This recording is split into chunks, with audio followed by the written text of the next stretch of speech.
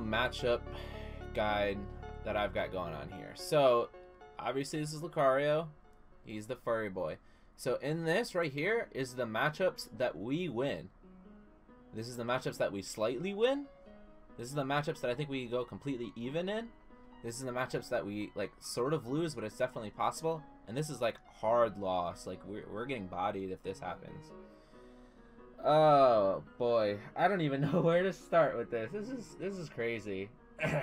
All right, we're starting with Alf and Olimar. Yo, thank you so much. I don't know what that was, but thank you so much. What was that? Someone follow? Yo, thank you so much for following. Alrighty. So for Olimar, I think that one's probably a losing matchup because, man, this is gonna be so hard to get into.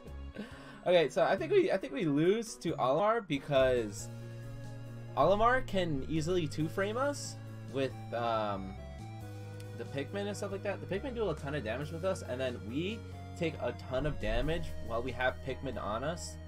And so in theory, okay, Lucario taking a lot of damage could potentially be really good for us because then we get Aura. Okay, cool, great. Now we can just kill Olimar in 3 hits. Well, not exactly, because the thing is, when we have a ton of Aura, our Aura Sphere gets blocked by the Pikmin.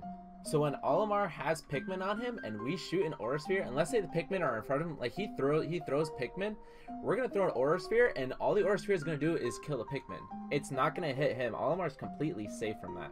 So we have to then resort to using side B, which is good because it hits the Pikmin and it hits him, but it's still very difficult because side B is really punishable.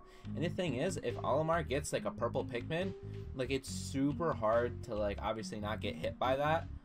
And if we do get hit by it, we can die at like 100%, which really sucks. And I think Olimar's really good at gimping our recovery. His down smash is really good for gimping our recovery. And then I think he has like a down air or down tilt or something too. I don't know his moves that well, but I know that he can gimp our recovery pretty easily, and he can two-frame us really easily as well. So I really think that sucks a lot. So I think on the fact that he can gimp us very easily, he does a ton of damage. Aura Sphere doesn't even really, it's not really that useful in this matchup, which is Lucario's main tool. Lucario needs to use Aura Sphere, and Alf and Olimar just kind of stop him from using that a lot.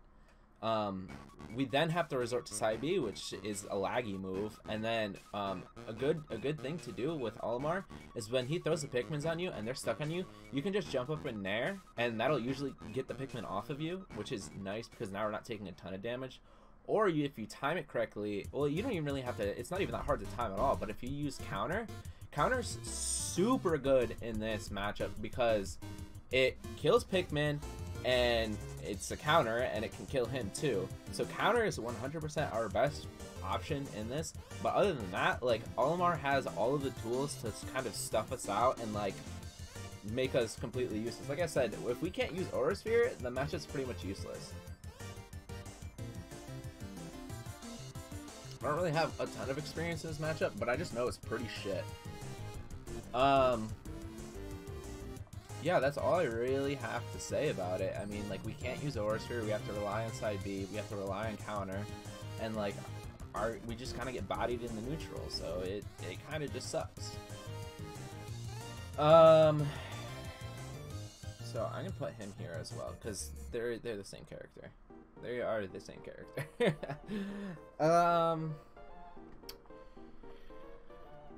Who do we got next? Let's do Lucina. Lucario loses to Lucina, plain and simple. It's not as bad as Alf and Olimar, but we still lose it pretty bad because swords are a problem in this game. All the sword characters are like, anything that they do is pretty much safe on shield, so you can't even like shield grab or like really punish them. So if Lucina F smashes your shield, you're getting pushed back and you can't really do anything about it. Like, you just, okay, whatever, like there's nothing to do. You have to rely on using side B, like to try and punish things. I think Lucina can edge guard us really well too. Down air, nair, forward air, all of those moves are really good. Lucina has a lot of combo potential. She can definitely like just kind of keep us out, and like Lucina plays a neutral game, while on the other hand we don't. We can't run in and get our grabs. We can't down tilt. We can't forward air. We can't nair. We can't up tilt. What we have to rely on is like catching her landings with up tilt or something like that. The only thing is Lucina, even Marth and Lucina. I haven't played a ton of Marths, but they're pretty much the same character. Obviously Marth has a tipper and can kill us even earlier, but I think it doesn't really matter with these two. Alright, I need to mute my Discord. So yeah, the thing is, like, that's gonna keep going for a little bit. Thing is, like, they can get us to high percent so quickly, and even have a lot of like kill potential and edge guarding potential and opportunities, and we just can't really do anything about it, and it really just sucks. But I mean, throw the mic up or the music down a little bit. I'll put my mic up a little bit. Is this any better? Here, I'll have...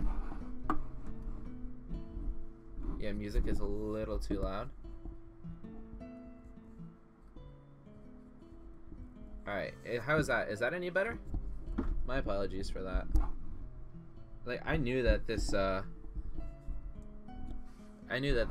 was gonna be kind of a mess. This stream is gonna be a mess. But yeah, Martha Lucina, at the end of the day, like, they completely obliterate us in the neutral. We can't get in and do the things that we need to do. We really have to rely on them making mistakes. And oh my gosh, there we go. We really have to rely on them making mistakes and punishing them for it. A high percent is where we can actually start fighting back a little bit. We can once we're at high percents, we're going to want to use side B a lot, force bomb flame, and aura sphere a lot as well. Oh my gosh.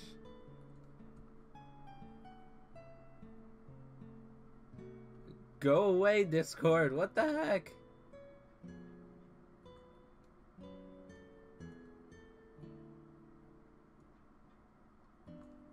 Stop showing notifications.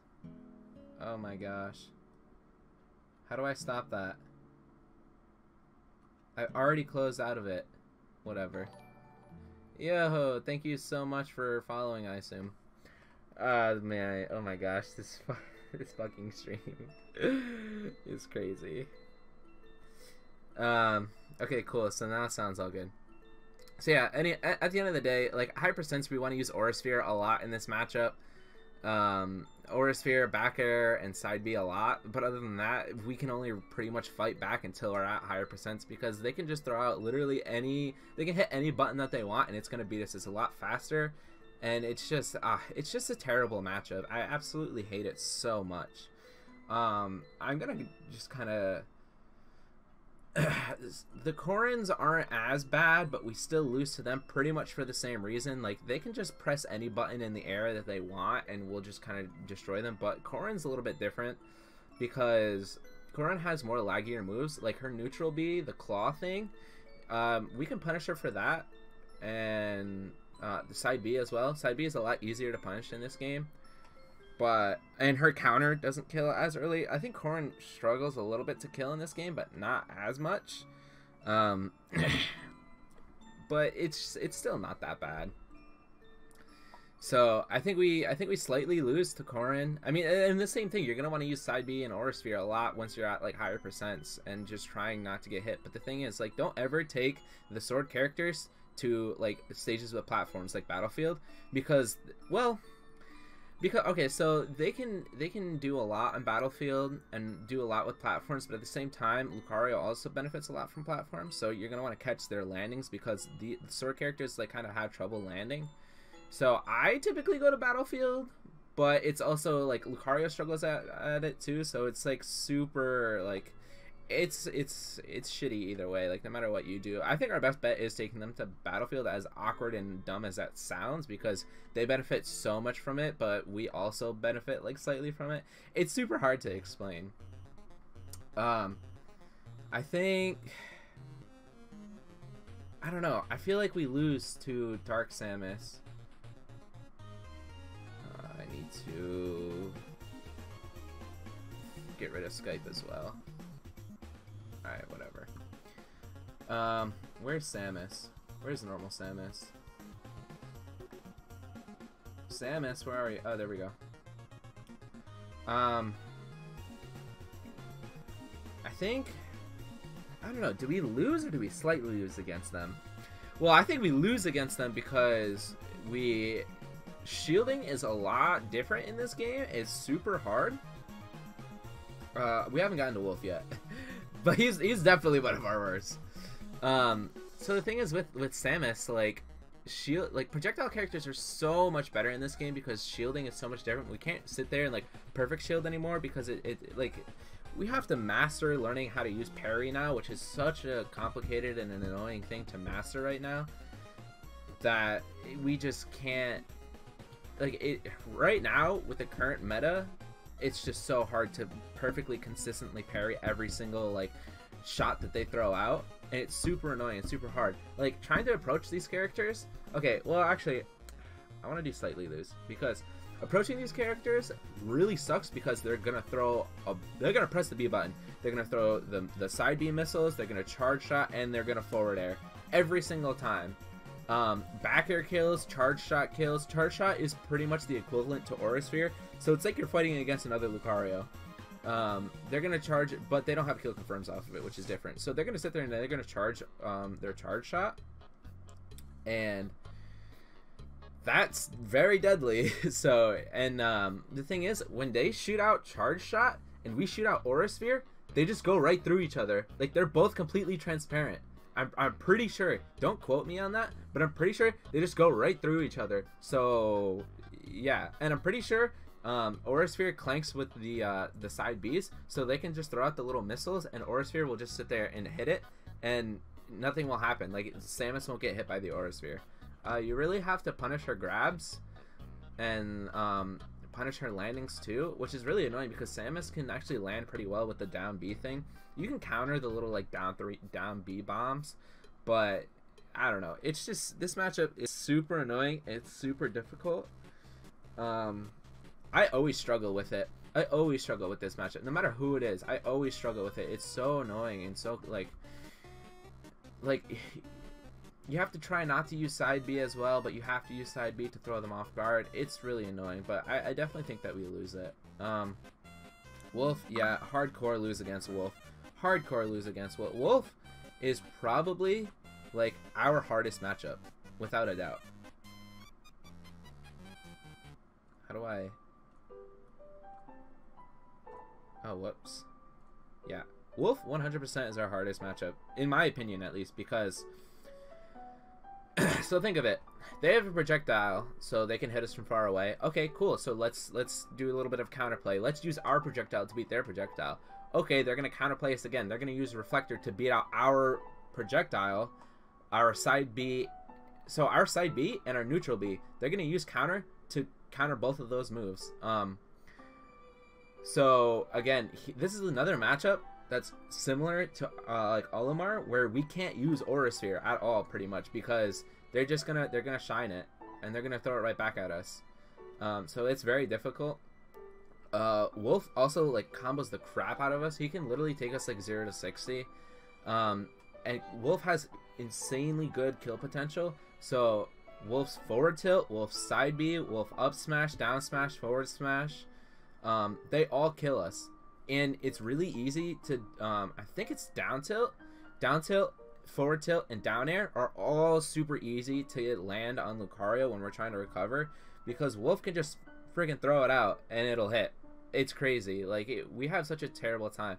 So the thing is, like, if we up B, they're gonna F tilt and try to 2-frame us. Okay, let's say they miss the 2-frame. We still up B. If we stay on that ledge for like until our invincibility runs out, they're just gonna down smash and it's gonna kill us. So okay, let's try to roll in. Okay, and then they do pivot F smash and kill us. Okay, let's try to jump. Okay, they're gonna up smash. So it's like every option, or like up smash or nair or back air or something, every option we have, Wolf has a really good counterplay to it. Like if we jump up and try to forward air, again, he could just pivot F smash. Like he has so many things, like jump up Aura Sphere, jump up.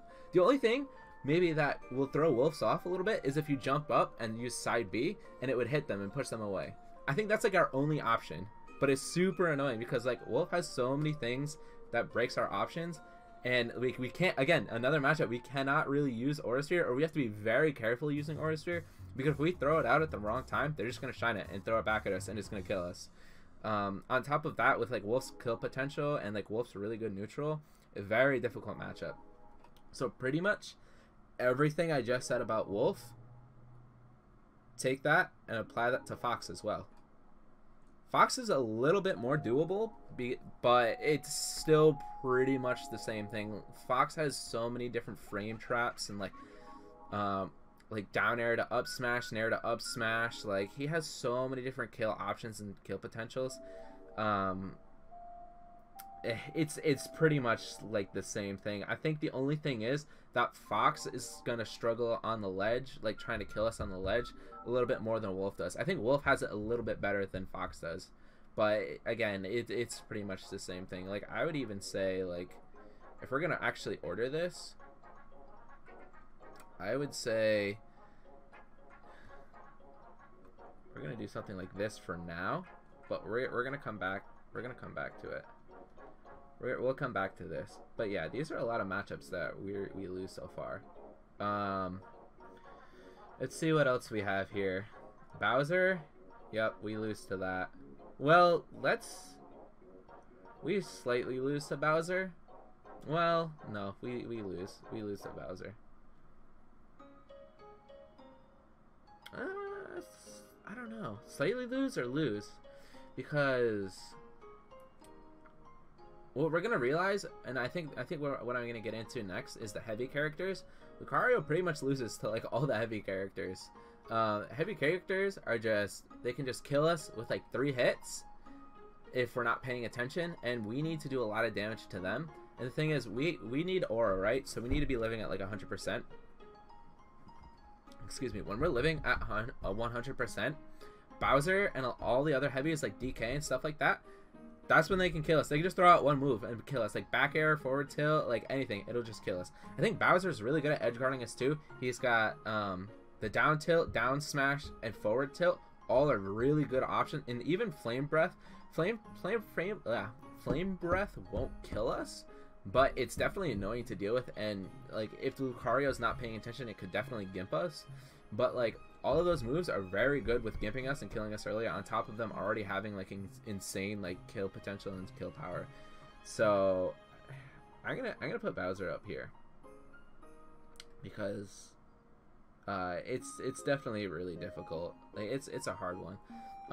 So DK, I'm gonna put slightly lose. We do lose against DK. DK is really annoying to play against, especially like really good DKs. But also keep in mind, if these are lower level like heavy characters like Donkey Kong and Bowser, we will absolutely body them. We will overwhelm them with like once we get aura, we can completely overwhelm them.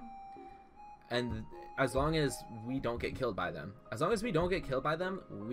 can win these. But we're pretty much gonna get killed no matter what we do. They have insane things. So like DK's like new cargo DK's new cargo thing, where he'll pick us up and he'll walk off the stage and he'll throw us back at the stage to stage spike us. So if you're not paying attention and you don't tech it, we're gonna lose the stock and we're gonna die at like stupid low percents. I've died at like 10% from that before because I wasn't paying attention. Like it's super annoying. So you definitely have to learn how to tech against Donkey Kong. Like it's such a crucial thing.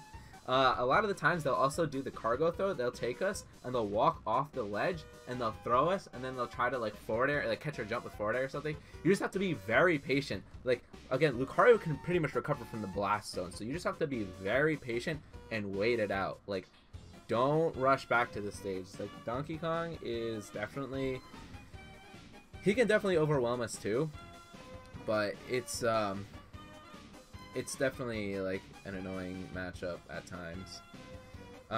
Pokemon Stadium, by the way, do not take Donkey Kong to Pokemon Stadium, because it is impossible to see and impossible to tech that cargo throw on that stage. So take it anywhere else on a stage where you can actually see when you have to tech, because you can't see it. Like, you literally get hidden under the stage. You cannot see it. So if they're playing Donkey Kong, like, ban Pokemon Stadium. Bad stage.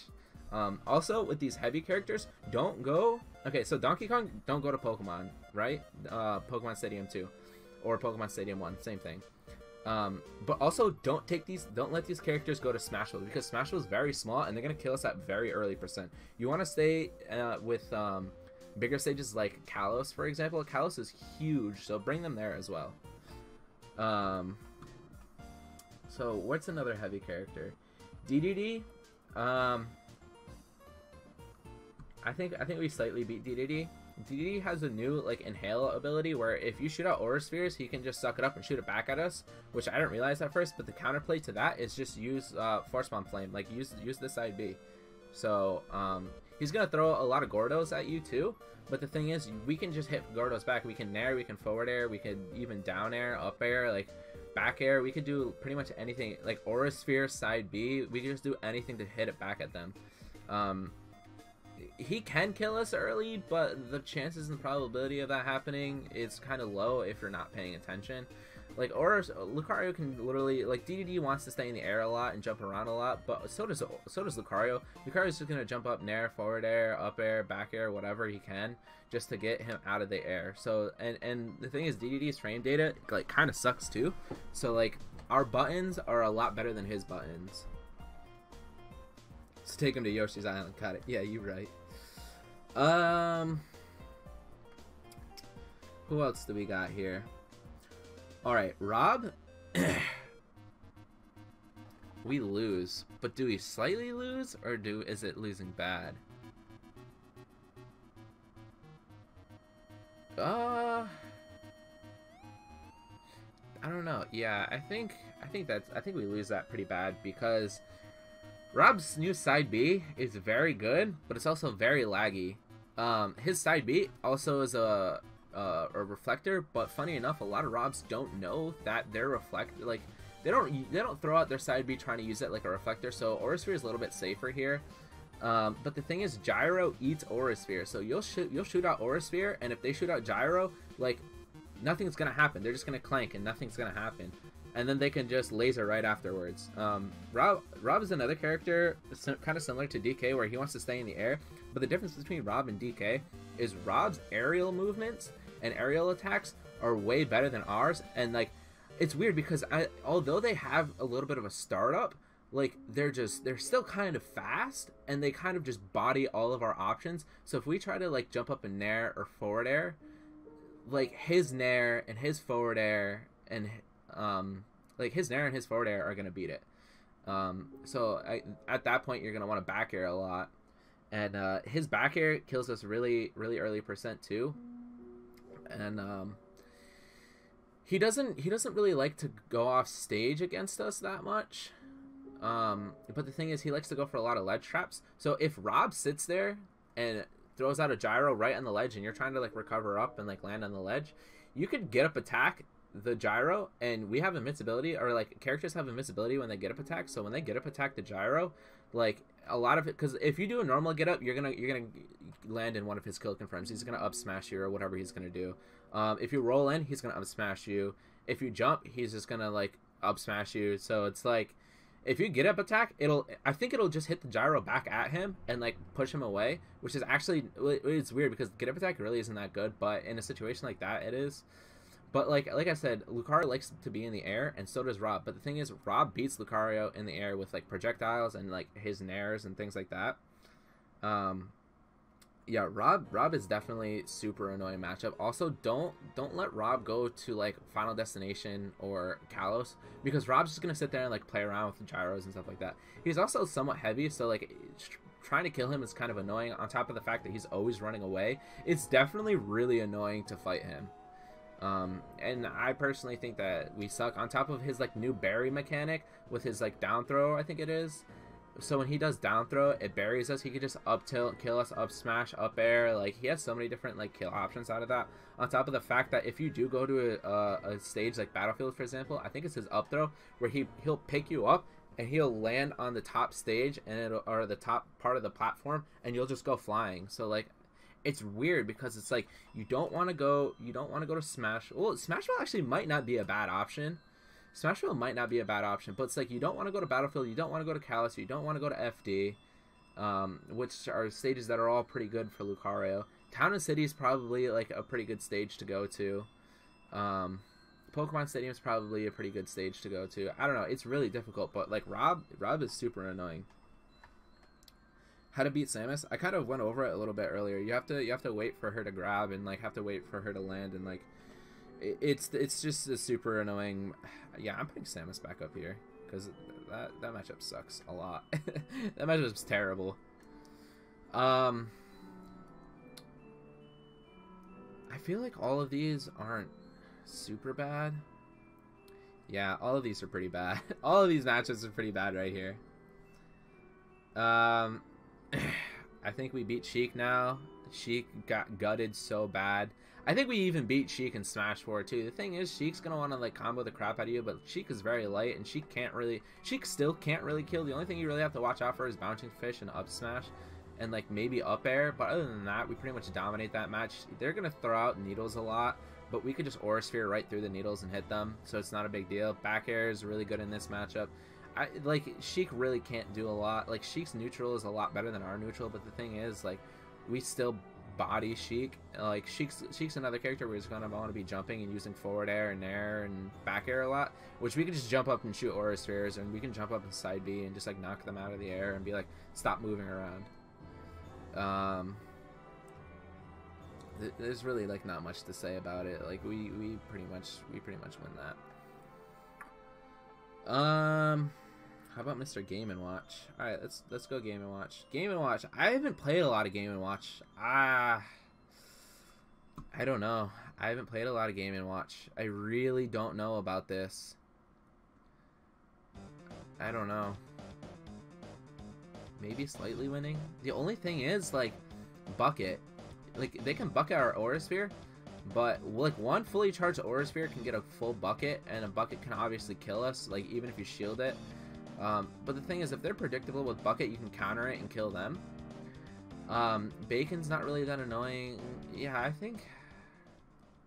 don't know. I think we win it. Like the new the up air thing isn't really true. We can get out of that. We can counter it. We can do whatever.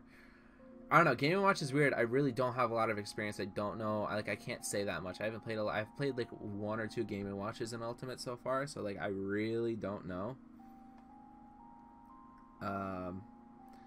I don't know. That one's...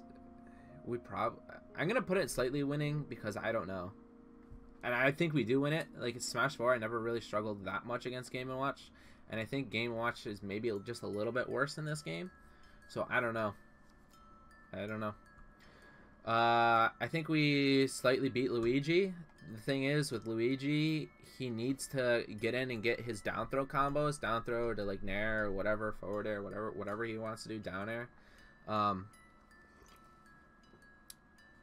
See, the thing is, if this is still 1.0, I would say that we slightly lose it, just because Luigi's 0 to death. Although Luigi does now have a 0 to death, it only works at 0%, and it's really hard to pull off. But the thing is, if they shoot out a fireball at 0%, I would purposely get hit by the fireball, and I would never say this, but purposely get hit by the fireball, so then the 0 to death isn't true anymore. Because it's only true at 0%, but if you have even a little bit of damage on you, like, it's not going to be true anymore. So Luigi wants to get in and get a lot of, like, grab combos and stuff like that, but Lucario can kind of just keep him out with Aura Spheres and side Bs. The only thing Luigi has is like the little fireballs. But the thing is, you can counter fireballs, you can shield fireballs. Like he can't even really chase the fireballs that well either. So shooting out fireballs doesn't really do much at all. So yeah, just really rely on Aura Sphere and Side B a lot in this matchup. And also be aware that like Luigi can cover from like pretty much the blast zone, and like you would never suspect it, but he really can. He really has like a really good recovery. So other than that, like he has the tools to kill us, like, but if we're living past like 100%, he's definitely going to struggle to get those tools and struggle to get those moves off. Bayo, I think we win now. Honestly, I think that we slightly won against Bayo in the last game. As broken as that character was, Bayo could do all the damage to us, but would have struggle actually killing us at times. Bayo in this game is just a lot worse, and doesn't really like, she's kind of struggles to kill now, and that's pretty much it. Like she can edge guard us, but I think that's pretty much all she's got. Like, it's another matchup like Sheik where it's like you guys don't really have a lot. Like, you guys are struggling to kill. Like, I don't know. Yeah, no, we just definitely went against them. What do we got here? I don't know this. I don't know Bowser Jr. that well, but I think we beat him. If not, then we slightly beat him. Come on. It's not letting me drag him. There we go. I think we slightly beat him. I've only played against one Bowser Jr. Well, actually, I haven't played against him in a long time. I played against him when Smash Ultimate first came out, and he had like a lot of cool setups and stuff like that. But for the most part, we pretty much, yeah, I think we beat Bowser Jr. He doesn't have a ton of kill options. He's gonna rely on side B a lot. And the new, like, the Koopa mechanic thing, where if he I think it's his down B, where if he sends out the little, like, Koopa mech, you can just shield it and grab it and throw it back at him. Like, it doesn't matter. Or even if it bites you, it's going to wait a couple of seconds, and it's going to blow up. If you time it correctly, you can counter it. The cannonball is terrible projectile. He's really going to rely on using a lot of, like, weird side B stuff. So I would say that's the only thing that you really have to worry about. But other than that, like, Aura Sphere clanks with side B, Aura Sphere clanks with mech. But other than that, like, you don't rely on Aura Sphere completely in that matchup. Use side B, use back air, and force bomb grab a lot in that one. Meta Knight is another character we heavily beat because Meta Knight, people say that Meta Knight has a lot of kill potential and a lot of kill power, but I don't think that the thing is that kill potential and kill power works on Lucario as well as it does with the other characters. As shitty as it is, I don't really have a real logical explanation on why, but I feel like if you just like DI and throw out buttons and down air, like it's not that bad, on top of the fact that he's super light, so we can literally like forward smash him at like 50% and like kill him. And the thing is, like, in the neutral, Meta Knight wants to dash attack, and Meta Knight wants to dash grab a lot. So the counterplay to that is to just jump up and down air every single time, because he's going to run in, jump up, down air. Okay, so he can't dash attack. He wants to run in and dash grab, jump up, down air, same thing. It's going to beat a lot of his options to the point where he doesn't really have a lot of options if we do that. If we do that, he's just going to have to predict that we jump up and down air and like forward air us or something like that. But like, if you get carried off the top of the stage from a Meta Knight combo, that's your fault for not DIing and just like letting it, like DIing and not air dodging and just letting it happen to you. That's completely 100% your fault if you let him take you off the top of the stage. The only thing I would say is a little bit difficult with Meta Knight is he has the edge guarding. Like, when we're trying to recover, if he's good enough, like, he'll jump off and do neutral air, or he'll jump off and back air, or jump off and like nair or side B or whatever, or neutral B, and like he can catch us coming back to the stage pretty easily, which could definitely make this matchup very hard and difficult. But I think at the end of the day, like, Aura Sphere too is super good in this. Like, if he's jumping around, just shoot an Aura Sphere, it can kill him super early. Jump up back air, kill him super early. Like, if he's scared that, or even if you're shooting a lot of Aura Sphere on the ground and he's scared and he's shielding a lot, just run up force bomb grab him. Like, it's gonna kill him at a super early %. Who else do we got? What do you think about Ridley? Ridley and Greninja? Let's check it out.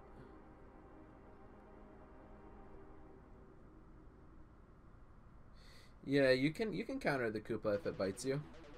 If it bites you, you just have to time it correctly. So Ridley and Greninja. Greninja, I don't know.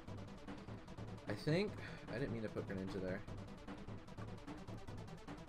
I don't have a lot of experience with Greninja, to be completely honest with you. I'm gonna put it as even. Even, or like, I heard Greninja's really good in this game, but I haven't even played against one yet. I played against like one Greninja, and like, I don't know. I think we slightly beat Greninja just because like, I don't know. I haven't really played against a lot of Greninjas, and they're gonna do the water shuriken a lot, and we can just Aura Sphere right through it, or we can counter it. They're gonna be like, they're gonna shoot the baby shurikens like in neutral a lot, and you can counter it, or you can shield it, or you can jump over it, do whatever. They're gonna rely on up smash a lot. They're gonna rely on a fully charged shuriken killing you, but again, Aura Sphere can go right through that, or you can counter it if you're paying attention. They're gonna rely on like forward air and up smash a lot. The down air combo, like down air to back air, and like the funny like footstool. I don't even think Greninja really has a lot of footstool combos anymore.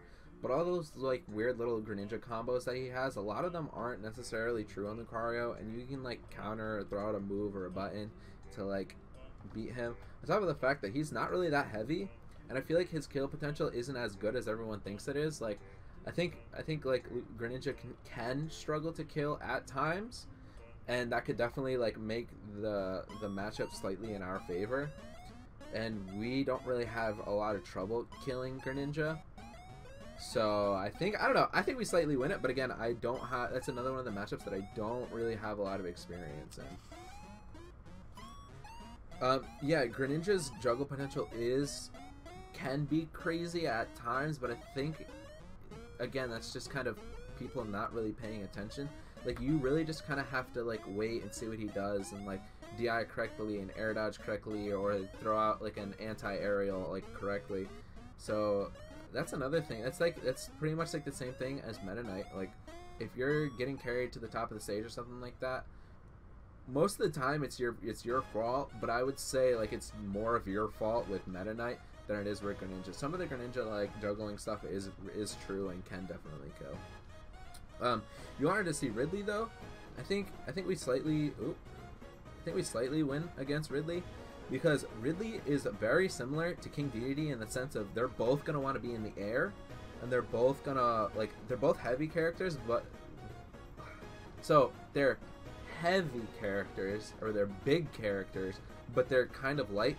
King Dedede is pretty heavy, but Ridley is like really light, like surprisingly light for Ridley. The thing is, Ridley can get the side B and kill us like fairly early. Ridley's good at edge guarding us. Like a Ridley can just sit there and nair, or a Ridley can back air or forward air. And the thing is also, Ridley in neutral is going to want to use neutral air a lot, and forward air and back air, which all three of those moves kind of stuff out all of our approach options, like forward air, nair. But the thing is, you just want to wait, shield, and like as they throw out nair, like try to grab them. But if they do a double jump, you're not going to be able to grab them. So I think the counterplay to that is like, once you get enough aura, again, just jump up Aura Sphere, jump up back air. Like, I think Aura Sphere is super good in this matchup, because Ridley doesn't have anything that can beat it. Like, Ridley can throw out fireballs, but we can just Aura Sphere right through them. Same thing with side B. Side B is really good in this matchup with two. I would say use side B and neutral B a lot in this matchup, because Ridley doesn't have anything that's going to block us from using it. Like, we're just going to get away with it for free.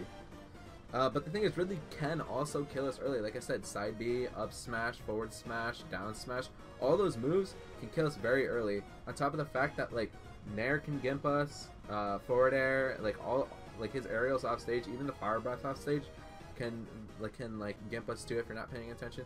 Ridley's fireballs is very similar to Bowser's fire breath, where if you're not paying attention, it will definitely gimp you and kill you.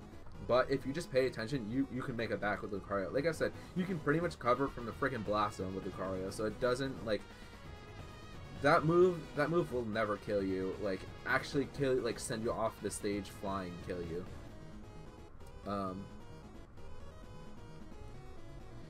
So yeah, that's the thing with Ridley. I suck at this matchup, but I definitely think that we like slightly win it. If not, we definitely win it. I think I'm gonna put it definitely winning. I just suck at it. I personally suck at this matchup, but nah, I'm gonna put slightly winning just because, like I said, he can like gimp us with dumb stuff. I'm gonna say we beat King Dedede though, because yeah, I think we beat Dedede in the last game. I think we still beat him, even with his new suck mechanic. Just don't throw out Aura Sphere a lot. Charizard, I'd say maybe a slightly lose. I think it's like even. Thing with Charizard. So the thing is with like Pokemon Trainer, right? There's no actual Pokemon. Oh, okay. So Pokemon Trainer, right? So the thing with Pokemon Trainer is, by the time you have to fight a Charizard, you're already going to be at high percents, which means that Charizard can throw out Flare Bits, up smash, forward air, down smash, like pretty much whatever he wants to kill us. But if it's just a one-on-one Lucario versus Charizard from 0% like to the end, like I think we might even slightly we might slightly beat Charizard. But the thing is, like I said, nobody's going to use Charizard at 0%. They're only going to use Charizard at like a mid to high percent, probably not even. So again, at that point, you're already, I think you're playing like a losing match. I think we slightly lose it, because if see, the thing is, Charizard can be placed in any one of these three categories. So the thing is, if you're starting at completely 0%, I think we slightly win it. The thing is, like we slightly win it, right? Even mid percent, it's pretty even. Like we can kill each other. We both have the tools to kill each other. But a good Pokemon trainer is only going to use them at high percent, which means that Charizard just needs to hit us pretty much with one move and we're dead. So I think that's the thing with Charizard. I'm gonna put Pokemon Trainer in even right now, and I'm gonna continue with Pokemon Trainer as well, but I'm gonna go with the other characters. So what I say with the other characters, kind of just put all three of them in together with Pokemon Trainer, and that's why I think it's like a slightly even matchup.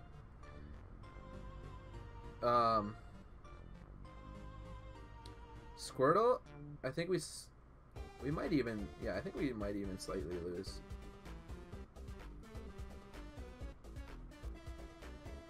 I think we slightly lose, because the thing is, like, Squirtle absolutely bodies us in the neutral, right? So he's gonna side B a lot. He's gonna do the down throw forward air or whatever, the down throw nair combo a lot. Water gun pretty much is kind of useless on us. All it does is push us away. Like it doesn't do anything to us. Squirtle has an up B combo that can kill us pretty early. Squirtle's really hard to hit, especially when they're doing the side B thing across the stage. I don't know how the heck to play against like that. Like you shoot Aura Spheres, it doesn't matter. He just kind of goes right through it. Squirtle's just really difficult to hit, on top of the fact that his neutral game is really good. And it's like hard to kill him, at least hard to hit him with like an Aura Sphere, because like he just side B's through it, so it doesn't really matter. I'm gonna put that on even, because we can kill Charizard and Charizard can also kill us. So if we're at high percent, it's gonna suck for us, but if Charizard's at high percent, I think we can kill him pretty easily as well. Ivysaur, maybe we slightly lose Ivysaur just because Ivysaur has really good kill potential. Ivysaur up air kills us at like 50 or not 50, but like 60-70%. Same thing with like Ivysaur's down air can spike us very easily. That hitbox is freaking huge for no reason at all, and like just timing it is stupid easy. So like Ivysaur can down air us for free.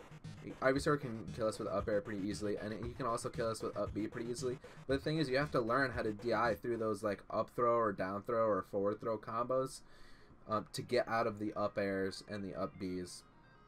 Ivysaur also likes to do the Razor Leaf a lot in neutral, and me personally, it throws me off because I feel like when Ivysaur does like Razor Leaf, it reminds me of the Link's boomerangs, where it's like, oh, it's gonna come and then it's gonna go back, but the thing is, it never comes back. It only goes out and it stays there for like a second, which is like super like annoying. but it's like you just have to learn that that's how to go through about doing it. So the thing is, so when Ivysaur throws out that, you can throw out an Aura Sphere and hit him for free. Like, he, surprisingly enough, it is kind of laggy. So if he throws it out, you just Aura Sphere him for free. Or you can, if you have enough Aura, you can side B through it. But like, you'd have to have a lot of Aura to do that. But yeah, I think I think Neutral B is super good in this matchup. You just have to use it accordingly. That's all, really. I don't think Ivysaur has like a ton of combos. See, the thing is, Squirtle's there for all the combos, right? Squirtle's gonna get us to like 60% and like do a ton of combos on us, right? And then Ivysaur comes in, doesn't do a ton of combos, but has really good kill potential. And the thing is, I think Ivysaur is almost like combo food for us. Charizard's kind of like combo food for us too. Like, we can just up throw, nair, forward air to like up air and like get dumb combos like that off of him. And like, I think it's like pretty free sometimes. But Ivysaur does have like a pretty good job of, you know, just keeping us out. But at the same time, you can counter the Razor Leaf if you know. You can throw Aura Sphere. Like, there's a lot of counterplay to Razor Leaf. The only thing is, Force Bomb grabs are a little bit difficult to get on Ivysaur because Ivysaur does do a really good job of kind of keeping you out. So definitely pay attention for that. So like I said, good Pokemon trainer. They're gonna want to start with Squirtle till about 60-70%. Go to Ivysaur, see if they can get kills. If they can't get kills and we're living at like 100. See, the thing is, if we're living at like 100, 110% and we're fighting Ivysaur, we 100% win it. 100% win it in my opinion. Just because Aura is so good, once we're at that percentage, the Ivysaur doesn't really have a lot of tools to deal with it. But then they just switch to Charizard, and then it's like, okay, we can kill Charizard easily, sure, but Charizard can also kill us very easily too. So it's like, I might even put Ivysaur into even.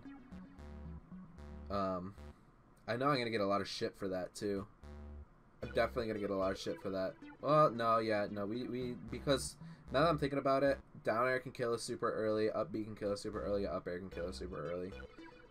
But if they don't get that, then we kind of win. So it's like right in the middle right here, where it's like, if we live, you know, it's good for us, but if we die early, it's shitty for us. We wanted to talk about K-Rool for a little bit. I think we slightly beat K-Rool. I think K-Rool is like the easiest heavy character to play against. And my reasoning behind that is, when you're fighting K-Rool, K-Rool doesn't have a lot of options, so they're gonna want to, okay, every K-Rool will, at the start of the match, every single K-Rool will either throw out the crown or they're gonna neutral B. So at the start of every match, just sit there, wait, and shield, because they're gonna do the same thing every single match. Crown, we're gonna get into this later too. Crown is very similar to Boomerang, where if they throw it out, we can counter, or on the way back, we can counter it too. Because the thing is, if they throw it out and we shield it, it's gonna go through, it's gonna hit our shield and go through, and it's gonna come back. And when it comes back, you can counter it and kill them if you're at high enough percent. The thing with K-Rool again is just combo food. Like, up throw to nair to forward air to forward air to up air to back air to whatever the heck you want. Landing B reverse kill confirms on him are super free. B reverse into up smash, F smash, down, or maybe not down smash, but F smash, up smash, and a force bomb grab are all like really easy to get on K-Rool. The only thing with K-Rool is like, K-Rool is gonna have to, a good K-Rool is gonna know the kill percents, and for, I think it's like the berry, I think, what is it, down throw, where he buries us and he can like F smash us or down smash or whatever he wants. There's a certain percentage where that's actually true, and it's like 109% to like something. I saw it once, I didn't remember it though, but it's like a little past 100%. And if he gets that down throw on you, that's a stock right there. But the thing is, other than that, I think K-Rool like kind of struggles to kill us. Like, on top of his recovery is super linear, so if he recovers past this stage, you can back air, you can forward air, you can do whatever you want, or shoot an Aura Sphere and just kill him for free. But a good K-Rool isn't gonna recover high. A good K-Rool is gonna want to recover low.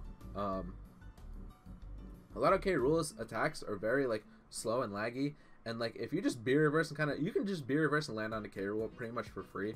The only thing is like his Nair can be annoying sometimes, but a lot, like if we have Aura, let's say we're living at 120%, his armor is pretty much useless to us, and at some point can even suck for him, because if we like let's say like an odd case, we're living at 150%, right?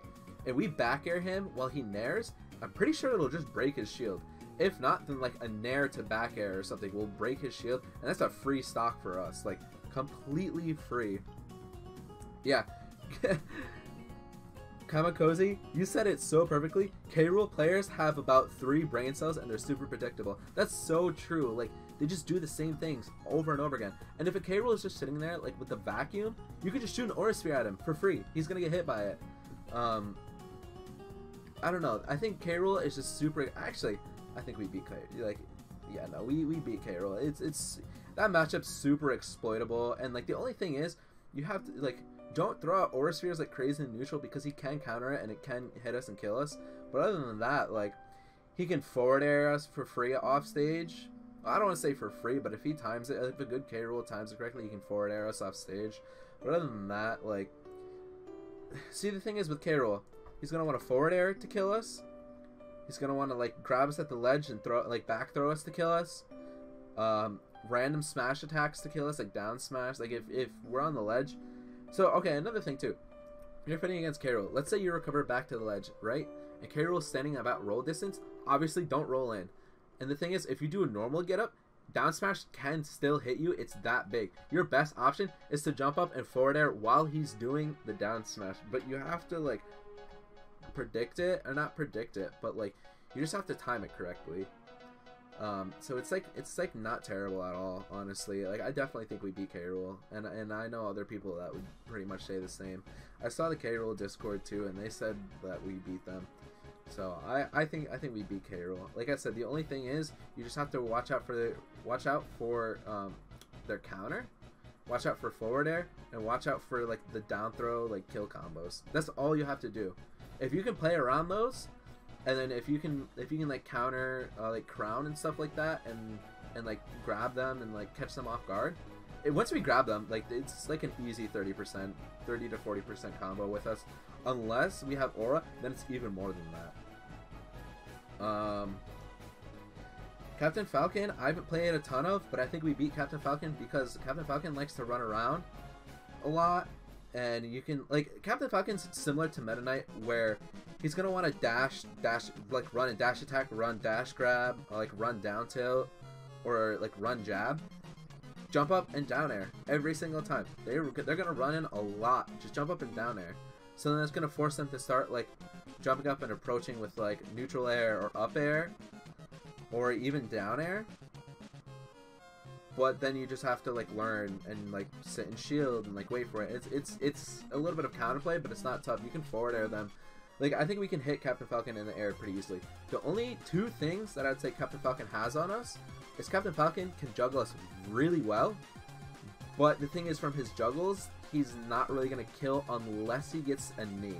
If he gets a knee, then I think you screw up. And again, if Captain Falcon does like an up air combo and lands a knee, it's the same exact thing if Meta Knight carries you off to the top of the stage. You let it happen to yourself. Like, you played bad right there, and there was counterplay that you could have done.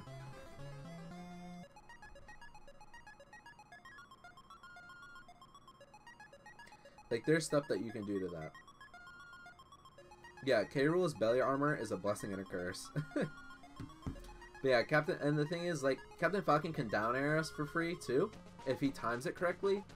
So the thing is, like, he can down air us, and he can down air us and spike us pretty easily, because our recovery is very linear at times, and his down tilt is really good at like 2-framing us at the ledge. Other than that, like, Captain Falcon's gonna want to press a lot of buttons. Just don't let those buttons kill you. If you can just let him hit all the buttons that he wants, and if you just sit there and you wait. And once you have Aura, just don't let him in. Aura Sphere, side B, F smash, like back air, down air, neutral air, forward air. Just don't let him in, because he's gonna wanna come in a lot. Up tilt's actually a pretty good tool to punish Captain Falcon a lot with too. I use up tilt and down air a lot in this matchup. Up tilt, down air, nair, and grab a lot in this. On top of like side B or neutral B as well. Like neutral B and B reverses are super good in the Captain Falcon matchup.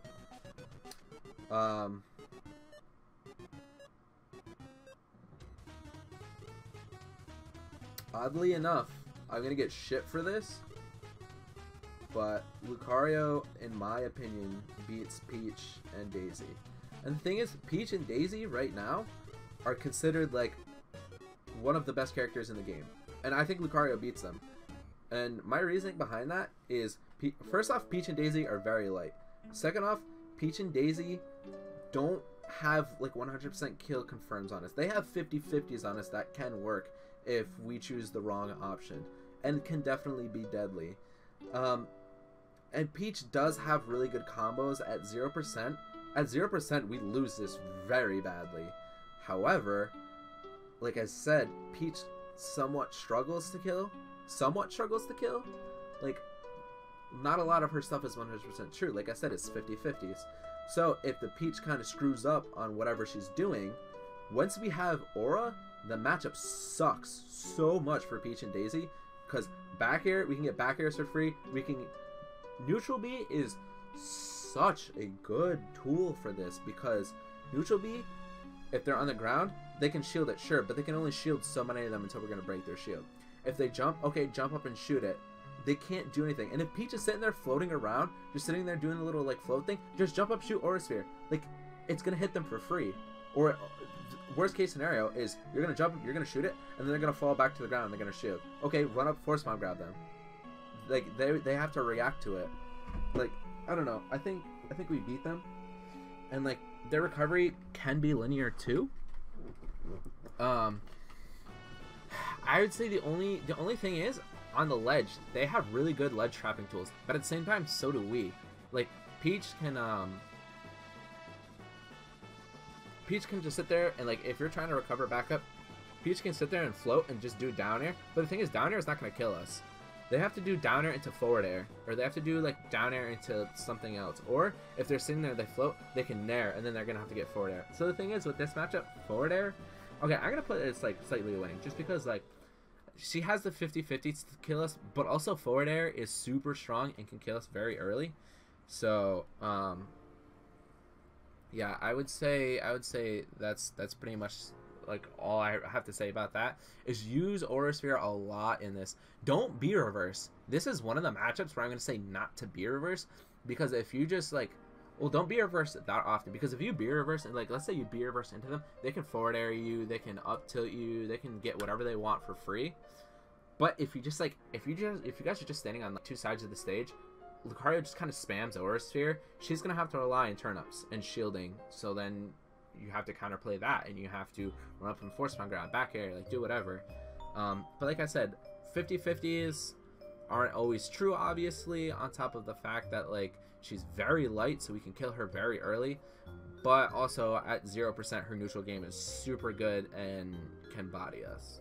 So that's my opinion on that. Also, keep in mind that this is not like 100% true. This is all just my opinion. This is not like, this is a Lucario matchup guide, like these are our 100% winning, 100% losing. These are just my opinions, and I have really wacky and weird opinions, so don't take everything I say like completely serious. Take this all just with a grain of salt. The game's also only been out for like 3 or 4 months, so it's like this is subject to change. Like, give me like 6 months and this is gonna be completely different.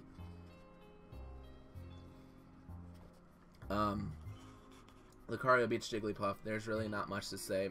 Jigglypuff is super annoying, can edge guard us, and it's like really hard to hit Jigglypuff, but Jigglypuff can't really kill us early unless she gets like, even if she gets like a rest or forward smash, she still can't kill us until we're at least like 60-70%. You just have to play around with back air a lot and Aura Sphere. Like, jump up Aura Sphere is your best friend in this, and so is back air. Down air is really good too. Forward air can be good, but you just have to watch out for her side B or forward air. Like I said, the only thing Jigglypuff really has is she can edge guard us really well. That's really about it. She can edge guard us really well, but at low percents we can pretty much make it back. Maybe if she gimps you at like 0% or something like that, you might not make it back, but like 7 times out of 10 you can pretty much make it back. If you're at like high percent, sometimes they can just like kill you off the side of the stage with like forward airs and back airs, but just don't let that happen to you. That's pretty much like all I really have to say. Don't let it happen to you.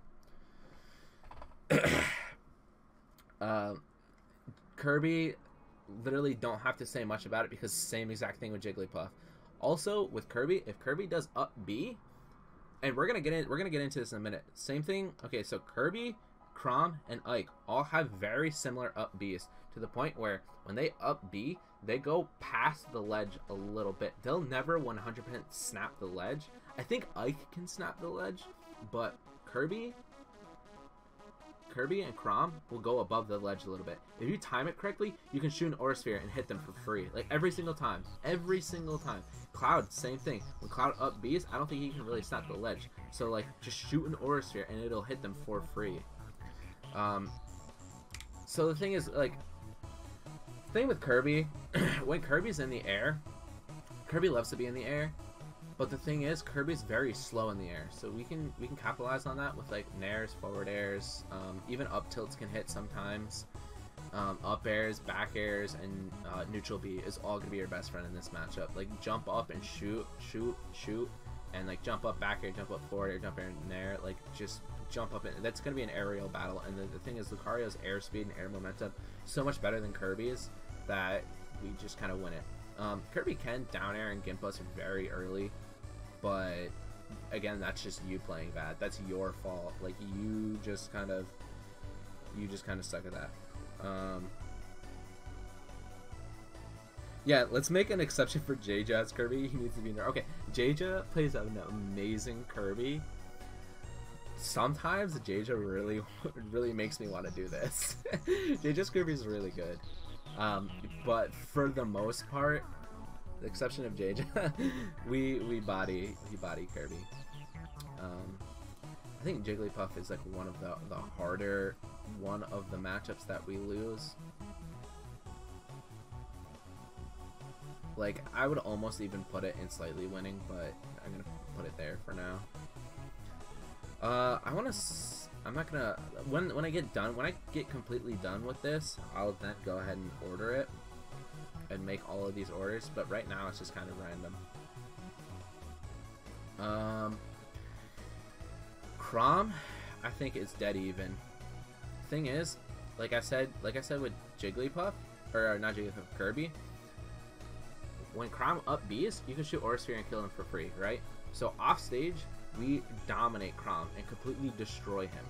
However, getting him off stage is the trick, because Chrom, like Lucina, Martha Lucina, has a lot of tools to, like, sword characters in general just absolutely love having control of the stage. They want you on the left or the right side of the stage, and they want center stage all the time, which is really tough. And the thing is, with like Chrom's neutral is so much better than ours. He can press any buttons he wants and get away with it for free. Like, again, we can't really like forward air, can't nair, can't down tilt, like can't get our normal stuff all the time. We have to wait and punish something that he does, or we have to like shield punish something he does. But the thing is, like, again, all the sword characters have super good like things on shield, and it's just like super annoying because like all their stuff is safe on shield, so it's like learning how to punish it is really annoying. Like I said, like neutral B and side B is gonna be your best friend with this, but again, just watch out with side. Like I didn't say this with Martha and Lucina too, but watch out with side B because they can just jump over side B and hit you. Using side B in the air is actually not a bad option and something that I personally need to do more. But use side B in the air because like if you just side B on the ground, they can just jump over it and just hit you. So it's like it's free for them. Chrom can also kill us really easy with like F smash or something like that. Like if he gets F smash read, like you're pretty much dead. Up tilt hits like under the stage too, so he can get that for free. He can edge guard us fairly well, but I think we edge guard him way better. Like I said, it's dead even to the point where like he can kill us, we can kill him. Like, we get him off stage, we win, but he's always going to want to keep center stage. So it's like, at higher percents, we definitely win this. Lower percents, we definitely lose it. Like, playing Lucario, I feel like you almost have to make, like, 2 matchup guides. Like, one for high percent and one for low percent, because it really does change that much to, like, some characters just absolutely body us at low percent, while others, like, we will absolutely body, like Daisy will absolutely body us at 0%. However, once we have Aura, we beat them. Like, it's no problem. Ganondorf, we lose that shit. Don't let anyone tell you different. I don't know. Like I said, this is all just my opinion. 100% my opinion. Like, this is not a solid, like, Lucario tier list. A lot of this is probably wrong. A lot of this is probably jank. But the thing is, Ganondorf throws out 3 moves and it'll kill us, right? Obviously, we're Lucario, we want to live longer. Ganondorf has all the tools to make it so that we don't live past 100%. And if we do live past 100% for whatever reason, then it's the Ganondorf's fault. He's playing bad. Ganondorf has all the tools to kill us and body us. So the thing is, again, if the Ganondorf screws up and lets us live past 100%, we win, because Aura Sphere is super good, Side B is super good. Like, we can kill Ganondorf pretty easily. But again, like, 0 to mid percent, Ganondorf has all the tools to kill us very easily.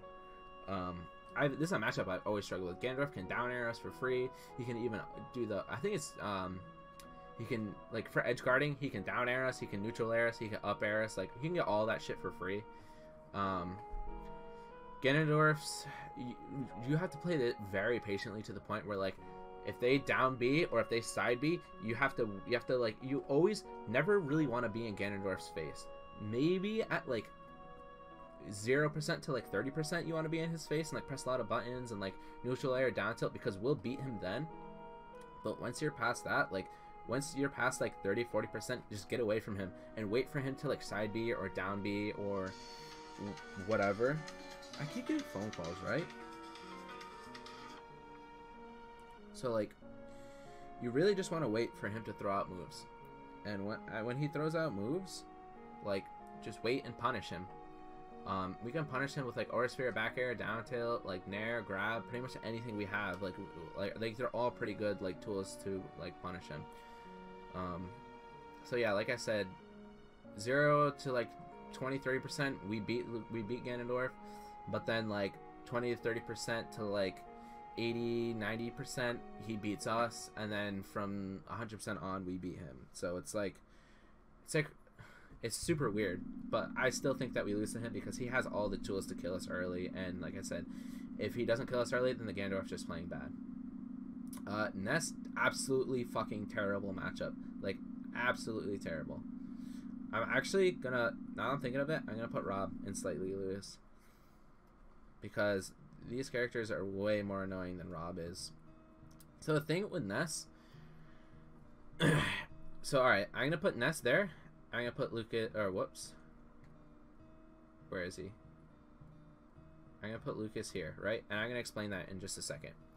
So, reasoning behind the 2 differences of this is, I think Ness can edge guard us way better. All right, and that's 100% why this is losing, and that's why this is slightly losing. So the thing with Ness, right? Ness has really good combos at low percent and even at high percent. So if Ness doesn't kill us before 100%, right? So if we're living after 100%, you're gonna think, okay, so we need a side B and we need a neutral B a lot. Nope, wrong, because Ness can absorb side B and neutral B. Okay, so what do we do now? Literally just spam back air. That's all we really have, like, back air and neutral air, and, like, hopefully get, like, a force bomb grab, because other than that, like, Ness has all of the tools, like, all of Ness's buttons combo pretty much into each other, and they're all way better than ours. With the yo-yo on the ledge, when the yo-yo's on the ledge like that, it screws us up so badly. Like, okay, so the thing is, if a Ness just sits on the ledge and uses yo-yo every single time we recover, Ness can kill us for free every single time. Like, there's nothing we can do about it. So, like, okay, we're on the ledge right here, right? Ness is sitting here and doing yo-yo. the yo-yo hangs under the ledge. So when Lucario up B's, the yo-yo will hit us before we can grab the ledge, right? If he lets it go, it can kill us, right? So then you're thinking, okay, so if we get launched off, let's side B like onto the stage like this. So the thing is, if he's sitting here charging the down smash, and we side B, like let's say we side B towards him, he can just let it rip and it'll kill us, right? So at that point, our best option is to side B like all the way onto the other side of the stage, which has a ton of lag, so that he can just run up, grab, back throw us, or up smash us, or whatever he wants. So he has all of the tools to edge guard us, right? On top of the fact that his up B is super good at juggling us, and we suck at getting away from that, right? You can counter it, but he can like move it and like time it differently, and like you can't really, there's not a lot that you can do. You just have to like DI and air dodge and play around it. But the thing is, he's gonna get it a lot, and a lot of the times if he does get it, he can lead into like an F smash, up smash, or even up air too. Up air kills us, back air kills us, back throw kills us, yo-yo kills us. The up B can lead into a lot of kill confirms, on top of the fact that like when we're charging Aura Spheres, right, he can just absorb it. So what we used to do is, back in the day in Smash 4, if we noticed that Nesses were absorbing our Aura Sphere, we would go in and after shooting an Aura Sphere, right, we can just jump up and forward air them, and we can get a forward air for free. But now we can't do that because his absorb has a hitbox, so it's like you can't, like when he's doing that, it's pretty much safe. Like you can't hit him while he's doing that. So we have nothing. We just have to let him do it and get away with it for free. So it's like super annoying. Like PK Fire is super annoying, and they use it all the time in neutral. And PK Fire can lead into like grab to down throw to forward air combos. So it's like when he gets that, we try to like I counter PK Freeze a lot, or not PK Freeze, PK Fire a lot. But even that, it's not super reliable. Like Ness just has all the tools to kill us, and you would think, okay, Ness is super light, so we can kill him very easily. But the thing is, Ness has all the tools to keep us out and stop us from doing that, and stop us from living at like 150%. And even if we're living at 150%, they have all the tools to regain the health back. So it's like completely shitty. I honestly, I think Ness is our worst, like 100% our worst matchup. Stage counter pick for Ness, I don't know. At this point in the game, I absolutely don't know. Because you go to Smashville, a stage that's small, and he's light, and we have the potential to kill him. But the thing is, he has so much more potential to kill us. You go to FD or Battlefield, or not FD, you go to FD or Callus, he's gonna be able to juggle us for free with up B. I think maybe Battlefield's probably our best bet in that matchup. That's all. That's just like complete speculation. I don't exactly know. Like I would just think that Battlefield's probably our best bet for that, because like he doesn't have a lot of room to absorb our Aura Spheres or side Bs. So we're just gonna have to, you know, rely on him landing on platforms and punishing for that. Andy Hess, thank you so much for subscribing. Mubba, thank you for following. Half-Ass 2000, thank you for following. Lazy Otter 2, thank you for following. Missy 22, thank you for following. Cyan Yo-Yo, thank you for following. I'm Z Snowy, Phil Nye, Average Lucario, all of you, thank you all so much for following on Twitch, and thank you Andy Hess for subscribing on YouTube. I appreciate it so much. I'm gonna take this off because I'm fucking sweating.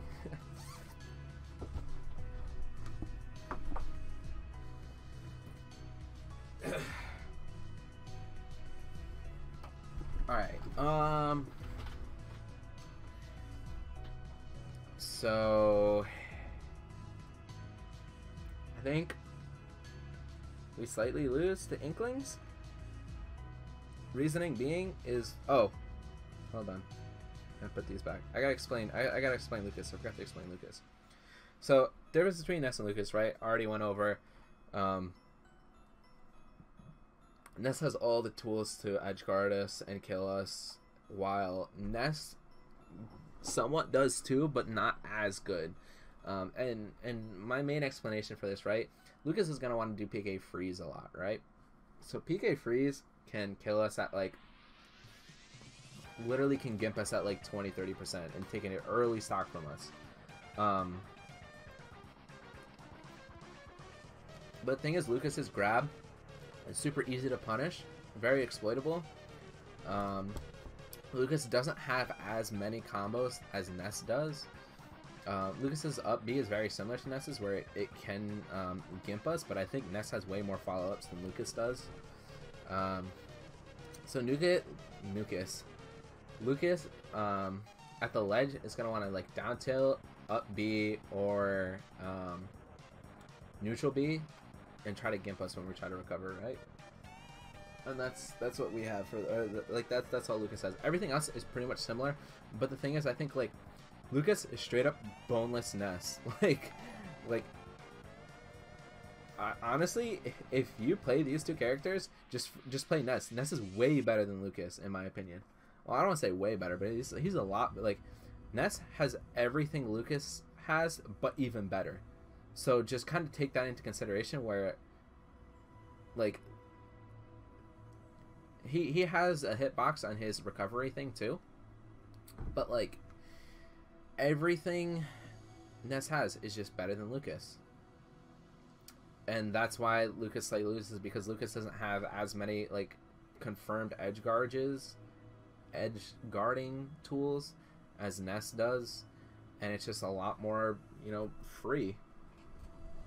So then I'm gonna go on to Inklings. I think we lose to Inkling, because Ink screws us up a lot, on top of the fact that Inkling has a lot of combos to do a lot of damage to us. So like let's say Inkling does a combo that does like, Inkling has combos that can do like 50 to 60%, right? If everything goes accordingly to plan, they can get a combo that does like 50-60%, right? And let's say we're inked up after that combo. Let's say they land a roller. So from like 70 to 80%, if they land a roller while we're inked up, they can get a free F smash and kill us, or up smash, either one. So like they can kill us at like dumb percents. Like they can kill us at like early percents, right? Or like somewhat early. They can kill us at like sub 100 pretty easily. So they can kill us at sub 100 pretty easily, but they pretty much have to land that roller, because without landing that roller, they're gonna struggle a lot to kill. They're gonna after roller, they're gonna try to use up air or forward air to kill you, because I've been playing Inkling, and I've been like secondary Inkling, and I'm pretty sure those are the only two options that like will actually kill, is like roller, smash attacks, up air and forward air are pretty much like their kill moves. And the thing with Inkling too is if we try to recover, their down tilt can like 2-frame us pretty easily, and they can just get away with it for free. So that kind of sucks for us.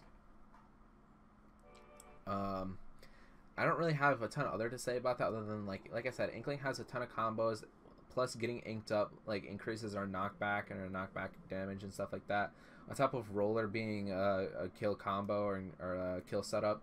So it's like, it definitely sucks for us, and like we die early, so like it can definitely suck.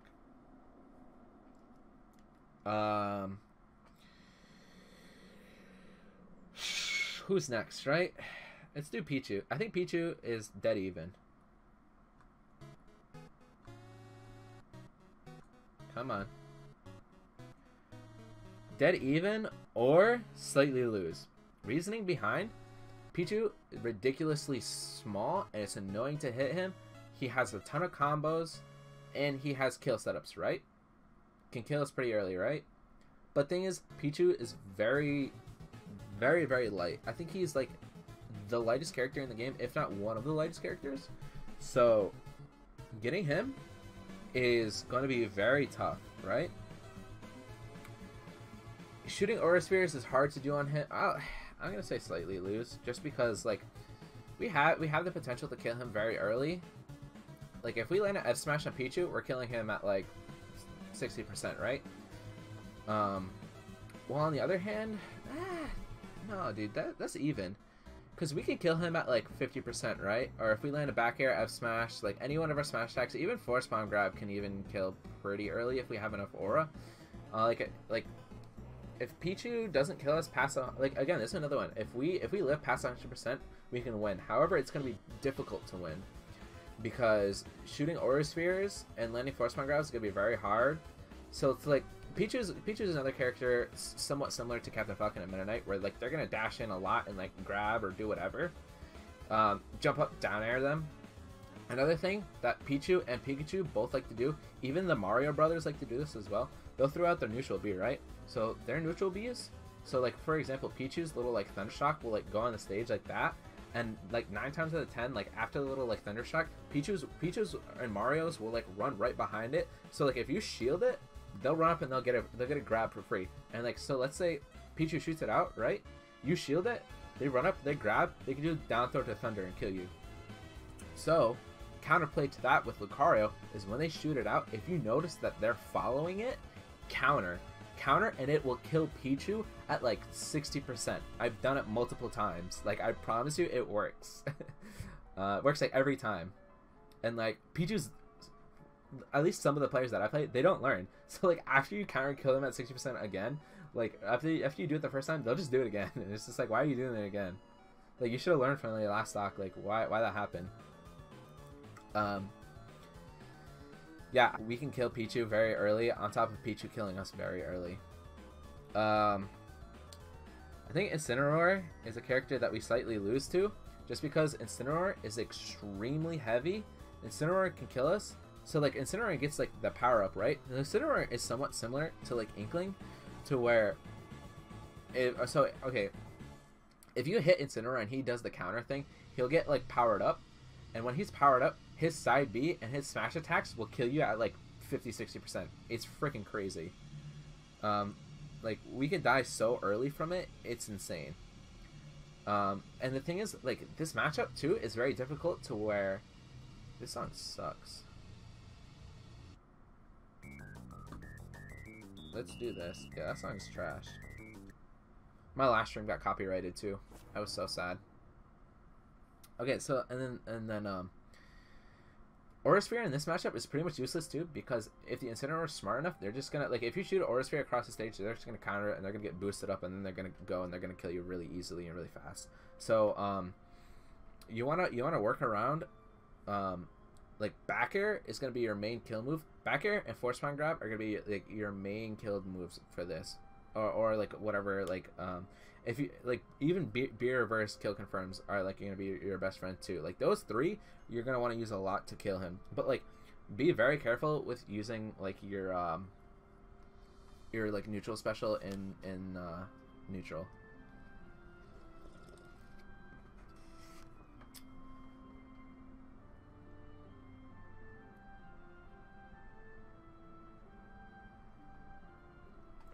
I'm just gonna read Twitch chat real quick.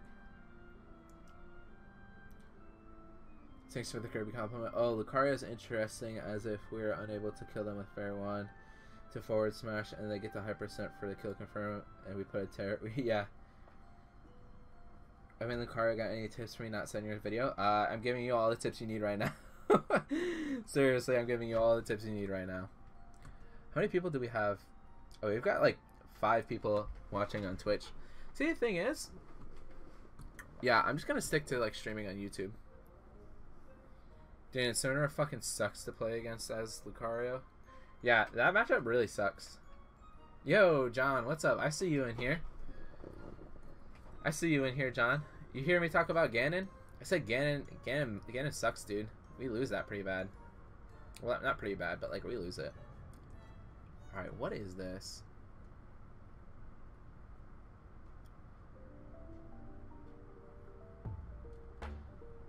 I don't know. I want to like... Whatever, we'll listen to this for now. Let's,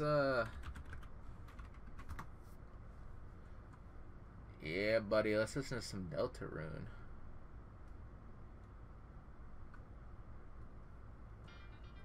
Yeah, let's go. So back to Incineroar, like... Incineroar, if Incineroar gets powered up, like, it's gonna suck. We're gonna lose very early. On top of the fact that, like, killing Incineroar is very hard because of how heavy he is. On top of the fact that we can't really use a Aura Sphere a lot. Even side B, he can counter that. So you wanna like rely on like getting Nair combos on him, and using back air to be reverse combos or be reverse kill confirms, like, and force spawn grab if you're lucky enough. But like it's definitely like a hard matchup for us. It's definitely a struggle in it, like, quite a bit. I think Incineroar definitely has the advantage too.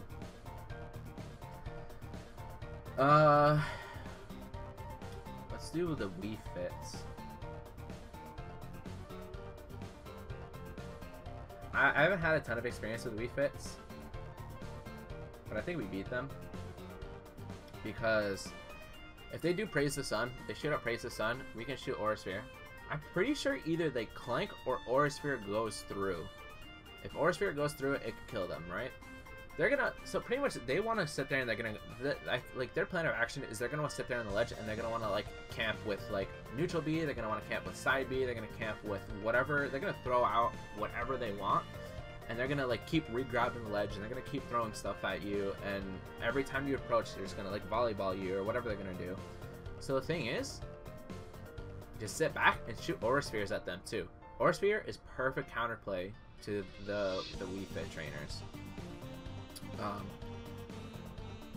And like they don't have a lot of kill setups and kill combos to get rid of us early. Like they're gonna be throwing out a ton of items at us until we're at like past 110%, and then they're gonna use neutral B a lot on us. So it's like, I don't know, I think we definitely win it. Like I haven't played too many of them, but I've never really struggled against like a Wii Fit trainer. Yeah, I don't really have a ton to say other than like we pretty much body them. Like Aura, like they're gonna get us like 100% free, and then Aura's just gonna completely body them.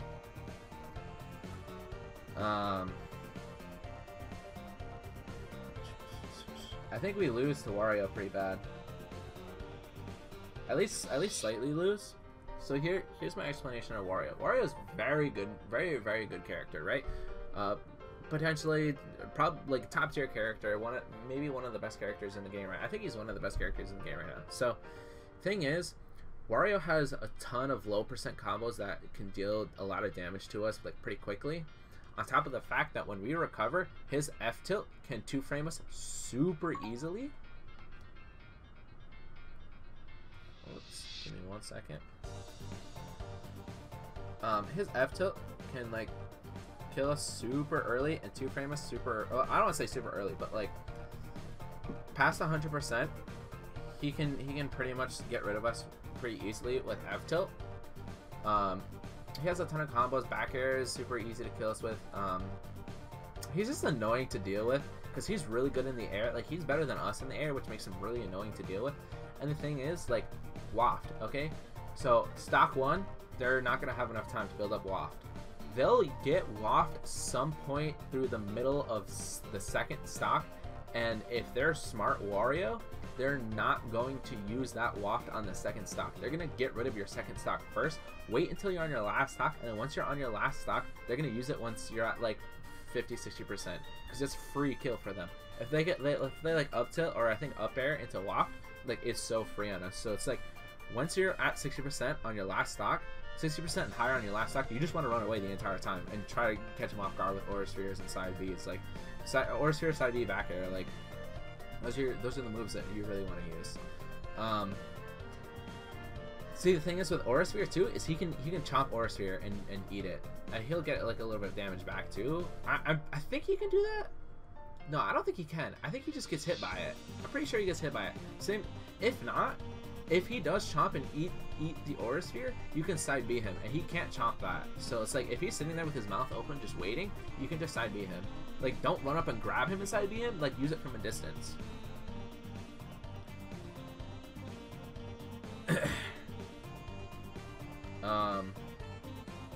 So yeah, Wario definitely annoying and definitely struggle with.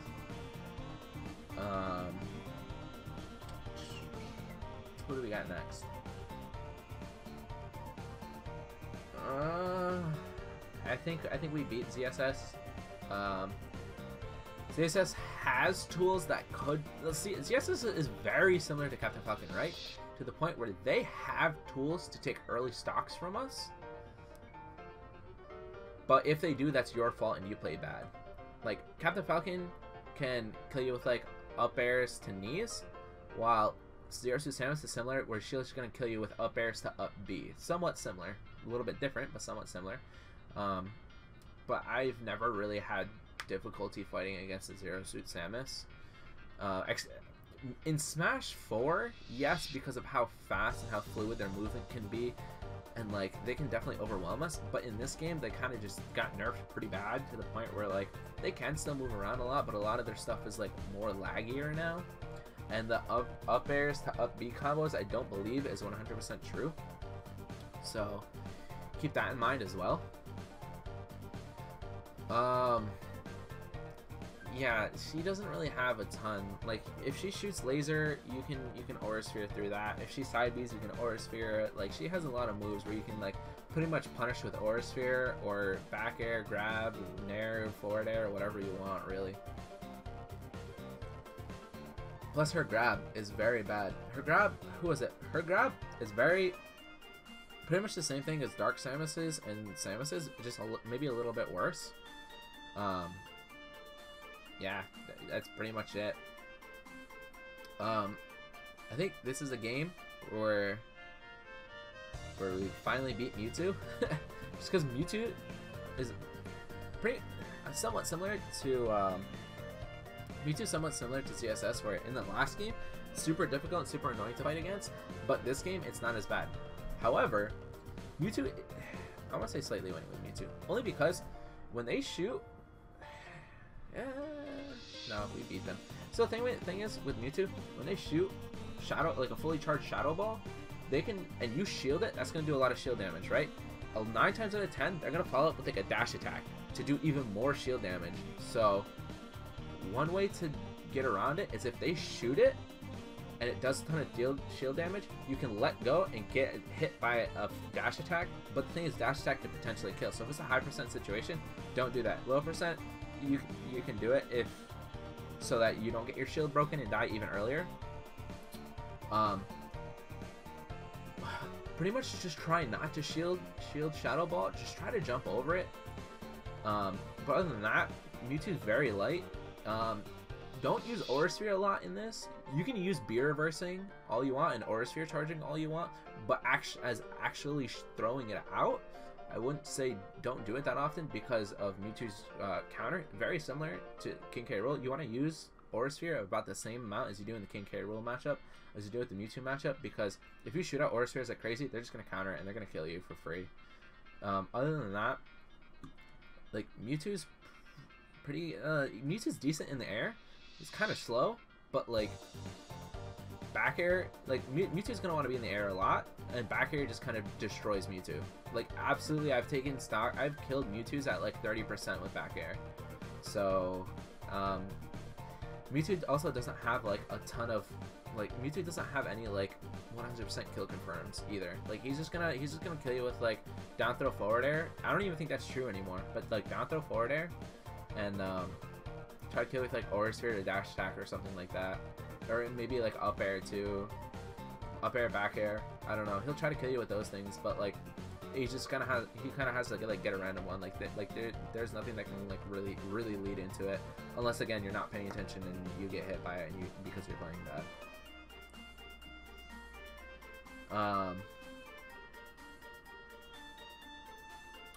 I think we slightly beat Richter and Simon too. And my theory behind that is Richter and Simon, it's kind of difficult to explain, but Richter and Simon are like the masters of the B button, right? They're going to throw the axe, they're going to throw the holy water, and they're going to throw the, like, I don't know what it's called, but like the tire iron thing, like the cross thing. You can counter those on top of, you can throw Aura Sphere, right? So if he throws out the axe, or if he throws out the X, the tire iron thing, when he throws that out, Aura Sphere is just gonna clank with it, which kind of sucks. However, if he throws an axe, when like the startup of when he throws the axe, and when the axe is like, you can pretty much just throw out Aura Spheres for free at high percents and hit him with that. Get him off stage. His recovery is terrible. He does have distance, so like early percent, you want to get in and hit as many buttons as you can, and then once you're at like 80-90%, you pretty much just want to camp him. Like he's gonna throw a bunch of crap at you, but just be patient, shield it, jump, air dodge, like do whatever you can. But like when he throws the axe, when he throws the holy water, you can aura sphere right through that. The only thing you can't aura sphere through is the like tire iron thing. So just be careful of that. That's all I really have to say is like just be careful of that. Like again, back air, like they kind of suck in the air, so like back air is super good against them. That's pretty much like all I really have to say is just like they're good. That's all they do is they just throw holy water, they throw axes, and they throw tire iron. So just play around those three and use aura sphere effectively in that. Like don't there's no need. This is another matchup where it's like unnecessary to do like a ton of B reverses. Like just kind of sit there and just throw aura spheres. Like no need for like all the extra like tech stuff. If you B reverse, if you jump and you B reverse and try to land on them, they're gonna throw an axe at you. Like that's a free punish for them. So don't even really B reverse in that matchup a lot. I think we slightly beat Dark Pit. No, I think we beat Dark Pit. Pit and Dark Pit. Where's Pit? I don't know where Pit is. Is Pit not here? Oh, there he is. So I think we beat Pit and Dark Pit because like they're light. They do have combos, but the thing is, Pit and Dark Pit again are very similar to like Zero Suit Samus and Mewtwo, where they don't have any like absolute kill combos. They have falling forward air, and I believe they have falling forward air into like F smash or something like that. One of their falling aerials into a smash attack can kill us. But other than that, they have to rely on side Bs. They have to rely on getting a snipe. They have to rely on gimping us. Like they're gonna like down throw to like forward air you, or like down throw to nair to forward air you, or whatever. But 9 times out of 10, Lucario can just recover back to stage for free, because that's honestly how Dark Pit and Pit gets a lot of their kills, is they try to like gimp people off stage with like their multiple jumps and like get them off stage to the point where if they try to recover, they're not gonna make it back. But the thing is, Lucario, like I said, he can just cover from the blast zone, so it's like he's gonna do all of that. You can just recover back, like no problem. Only thing is, just be careful with snipes, because if they snipe you with the arrow, like especially Dark Pit, if Dark Pit snipes you with the arrow, I'm pretty sure it does a little bit more damage and knockback than Pit's. But the thing is, so like getting hit by Dark Pit's arrows kind of suck. But the thing is, like Pit, normal Pit, can control his arrows a little bit better and have more angles and movement with them, but they just do less damage. But like these two characters are the gods of like gimping other characters and like making them so that their recovery doesn't like reach the ledge, and so they just SD. But that's not a problem for Lucario, especially when you're at like 70 to 80% and above. Like we're pretty much making it back to the stage no matter what. Like you have to actually kill us and send us to the blast zone.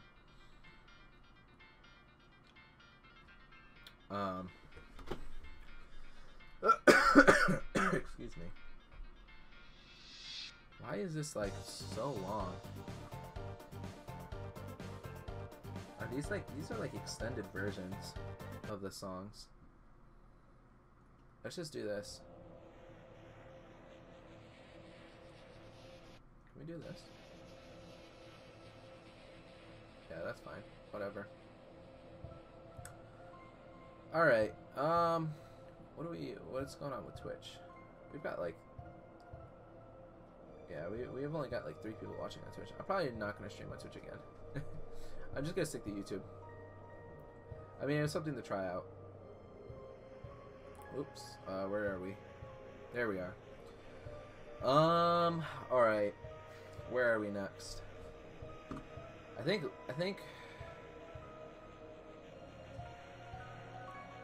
I don't know. Little Mac is difficult.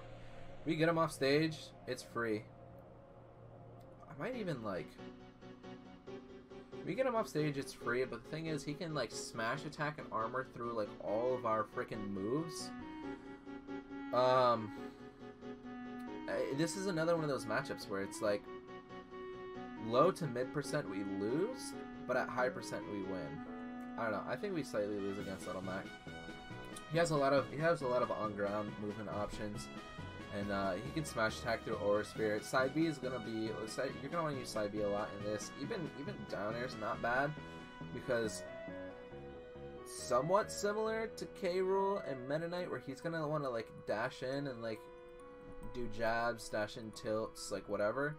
So you can just jump in down air, but the thing is, if you jump down air, he can counterplay with up tilt, up smash, whatever. I don't know. I think it's gonna be even, because we can get him off stage, we can kill him pretty easily. But he can, once he's on stage and he has stage control, he can fuck us up pretty badly. This is a matchup I've always struggled in. I hate this one. But logistically, I think it's about even. Like, we get him off stage, he's dead. On stage, we're pretty much dead, like any percent, even high percent. Yeah, no, I don't know. I mean, we can camp Aura pretty well. We can camp him on the platforms. We can move around a lot. Yeah, I'm gonna keep it on winning, or not winning. But I'm gonna keep it at even. It's super annoying. How do you sponsor? If you're on, okay, so I'm gonna show you stream right now. I'm gonna get rid of that. If you are on YouTube Gaming, right? If you go to YouTube Gaming and you just look up the stream, you look up my channel, this button right here is the sponsor button. This little join button right here is a sponsor button. I need to get like, and if you click join, whoops, you can do that. But this button right here is what you want to do to sponsor me. I don't think on normal YouTube they have that.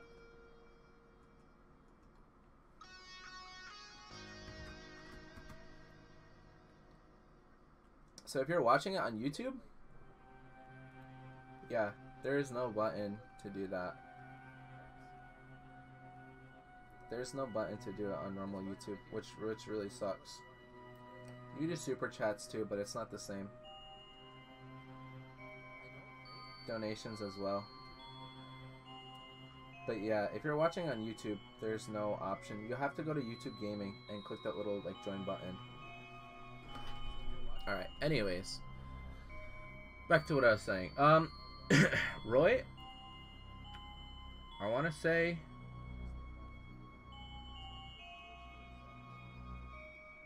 say where Roy is pretty much similar to Chrom. However, we can get Chrom a lot easily.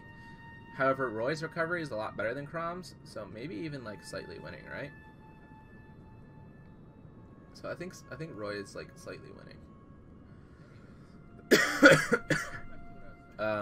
Pretty much anything I said about Chrom, put that to Roy, but Roy has a better recovery, so he's a little bit better off stage, which means that when we gimp Chrom and we hit him with Aura Sphere when he's rising up from his up B, like we can't do that. So it's like that's one less free stock from us against Roy.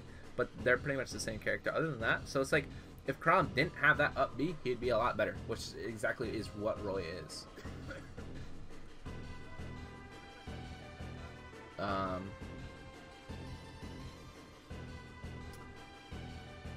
All of these characters are so weird, and a lot of these I don't have a ton of experience with. Rosalina, I don't have a ton of experience with, but I think it's dead even because Rosa can juggle us and sometimes can kill. Like Rosa can juggle us and kill us with up air pretty easily, and Rosa can also down air and spike us pretty easily. On top of Rosa's nair can also gimp us pretty easily. However, like Luma just sits there and eats Aura Spheres, so you have to get rid of Luma first, and then you can kill Rosa. But Rosa's very light, so like you can kill her with a lot of free stuff.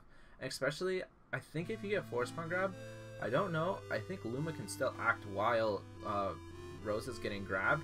So if you Force Palm Grab Rosalina, Luma can just save Rosa from the finish upside B.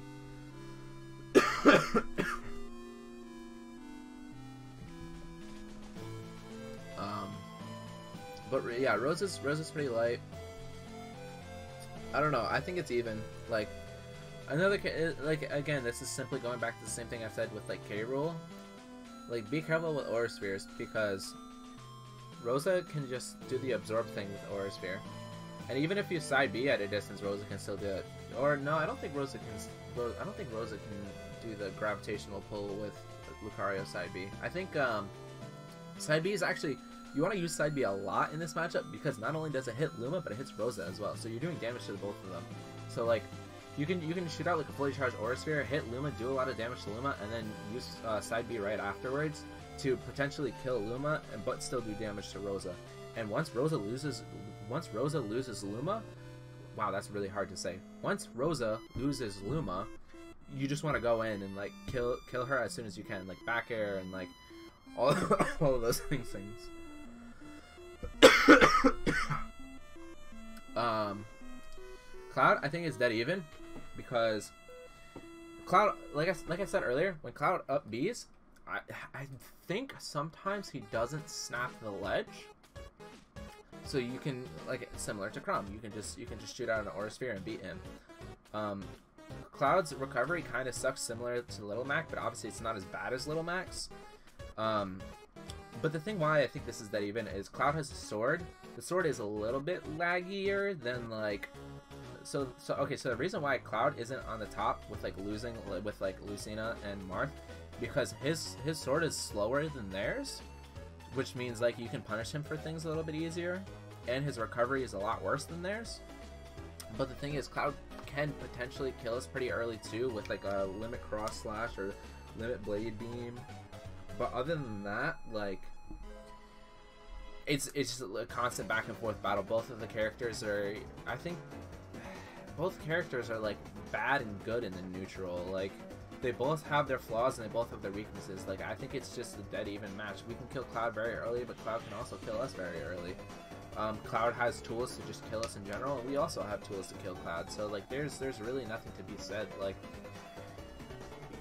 it's similar to the sword characters where you want to wait and punish, and this one you can use Aura Sphere a lot. The only thing is that kind of sucks is like if you use Aura Sphere a lot, he can get limit a lot faster, but at the end of the day, there's nothing you can do to avoid him getting limit. He's going to get it regardless, so just go crazy with Aura Spheres. Don't really use side B that much because, like I said, Cloud can just jump over forward air us or nair or back air or whatever he wants. Cloud's pretty good at the ledge because if you're hanging on the ledge, Cloud can just sit there and like pretty much spam back air and get away with it for free, which is super annoying to deal with. But at the same time, like I said, if Cloud tries to recover, we can Aura Sphere, we can kill him, and we have a ton of like ledge traps on him. Diddy Kong, I haven't played a lot of. I think we slightly beat him. If I try to give an explanation why, I don't really know. It's similar to Smash 4 where we beat Diddy Kong in Smash 4 too. He doesn't have a ton of like kill setups and kill combos, on top of the fact that like when Diddy Kong throws, similar to Rob, right? So when Rob has gyro on the ledge, if you're on the ledge right here and Rob has the gyro right here, you can get up attack it and like hit it back. If Diddy Kong has a banana right there, you can just get up attack it, and I think you can pick it up, which then he can get like a free punish from that. But like there's no like super true like kill combos that Diddy Kong has.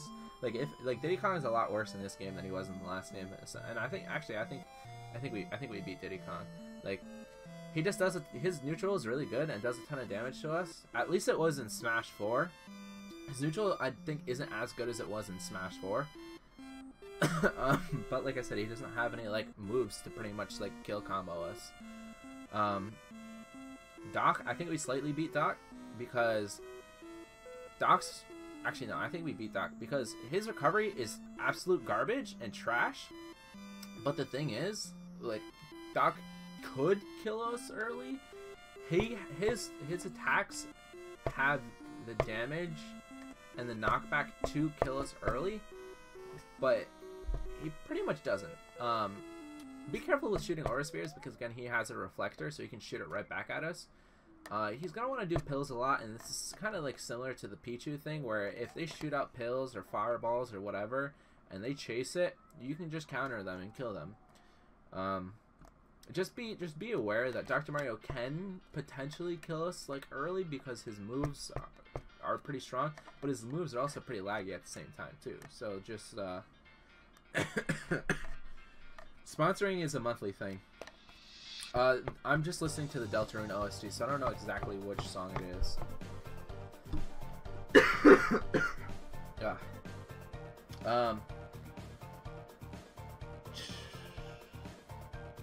A lot of these characters I haven't had a ton of time with. I think we slightly beat Mario now. I think if this was Smash 4, I would say it's even or probably a Mario favor. But the thing is, like, so with Dr. Mario, Dr. Mario is obviously a worse version of Mario, pretty much, in my opinion. There's no real reason to play Dr. Mario over Mario. Dr. Mario is Dr. Mario. Mario is Dr. Mario, just better. Literally, this is the same exact thing as Lucas and Ness. Like, everything Dr. Mario has, but just better. Pretty much the only difference is, like, he's got a spike, and he doesn't. Well, he technically has 2 spikes, and he has 1. But Mario's a little bit worse in this game. Flood is really good at catching us off stage, so you really, when recovering as Lucario, you want to, like, be at the bottom of the stage and come all the way up. You never want to be at, like, any weird or different angle. You always from down below. If you up B from any of the other angles, he can just get a Flood for free and just kill you. He can also cape our recovery, but the timing on that is very strict and very hard, but it is a possibility. Down tilt is really good at 2-framing us. Aura Sphere catches us, and he has really good neutral. I'd probably say this is even. Because he pretty much has everything. He doesn't have kill combos. He has jab locks that can definitely kill you, but he doesn't have any necessary, like, 100% kill combos. But he also has tools to deal with Aura. Like, he has cape to deal with Aura, and like, Force Pound Grab's pretty good with this, but and again, similar. I'm gonna say this again. I just said it a minute ago, but I'm gonna say it again. It's very similar to Pichu and Dr. Mario, where if they shoot fireballs, counter it because they're gonna be running behind. I think we slightly win. I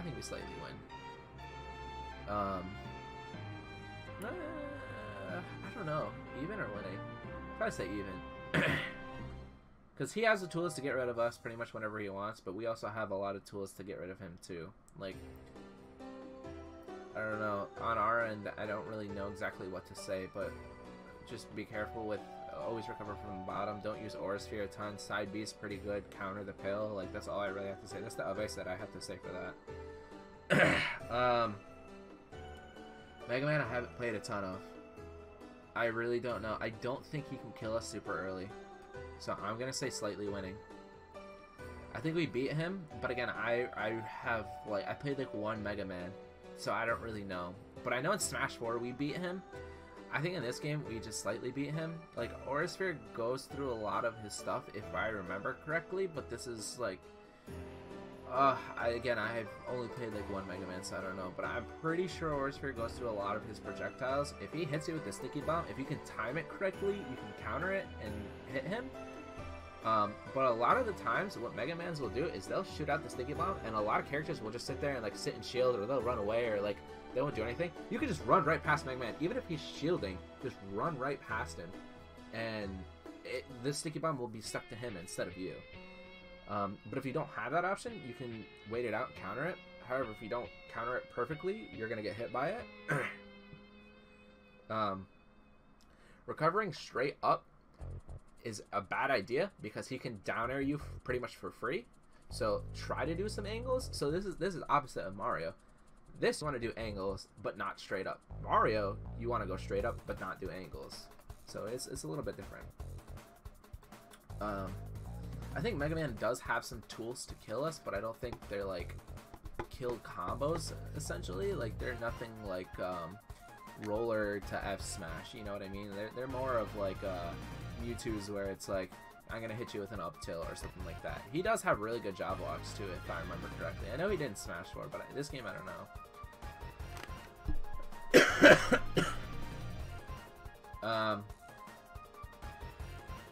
Let's do the Robins. I think Robin might be the only sword character that we actually beat. Robin has a lot of projectiles, and I'm gonna say even, because Robin has a lot of projectiles. Aura Sphere pretty much goes through everything they have, and they have nothing to deal damage back to it. So use Aura Sphere a lot in this. Aura Sphere is going to go through pretty much. Aura Sphere is going to go through all of their. I think it's Neutral B. When they charge up the book and they do like Arc Thunder and like Arc Fire, or not? No, Arc Fire is like their. Is that down B or side B? I don't remember. But the Arc Fire, Aura Sphere goes right through that. Arc Fire is very similar to PK Fire. It's very similar to the Holy Water. Aura Sphere right through that bad boy. Or you can counter it as well, because it's a multi-hit move. If you SDI the move while you're getting hit, you can counter it. You can sneak in and counter on like the last hit. Their swords are really good at keeping us out. But other than that, they're gonna want to use their sword. So the thing is with the Robin characters, right? Their swords are really good at keeping us out, and they're like pretty good sword characters. But their swords have a lot of lag and can be punished pretty easily, and like they have a lot of landing lag from it, if I remember correctly. Their recovery is very linear, so you can just down air, nair, back air. You can do all of those for free on them.